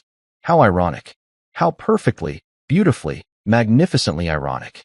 Because the only raise I ever wanted, the only raise that actually mattered, was the one where I walked out with my dignity intact, where I stopped measuring my worth by their valuation and started measuring it by my own standards, where I raised my expectations for how I deserved to be treated and refused to accept anything less. That raise didn't come with a bigger paycheck from them. It came with self-respect, professional recognition, international consulting offers, and the deep satisfaction of watching karma work its magic in real time. It came with excellent coffee, an office door that locks, and the knowledge that I built something bigger than revenge. I built a legacy. I built standards that actually protect people and improve the industry. I built a reputation based on competence rather than connections. I built a career where my name means something because of what I've done, not whose family I married into. And every single day when I go to work, I'm reminded that sometimes the best revenge isn't revenge at all. Sometimes it's just living well, doing excellent work, and watching the people who underestimated you realize exactly how much they lost when you walked away. Turns out, that's worth more than any raise they could have offered.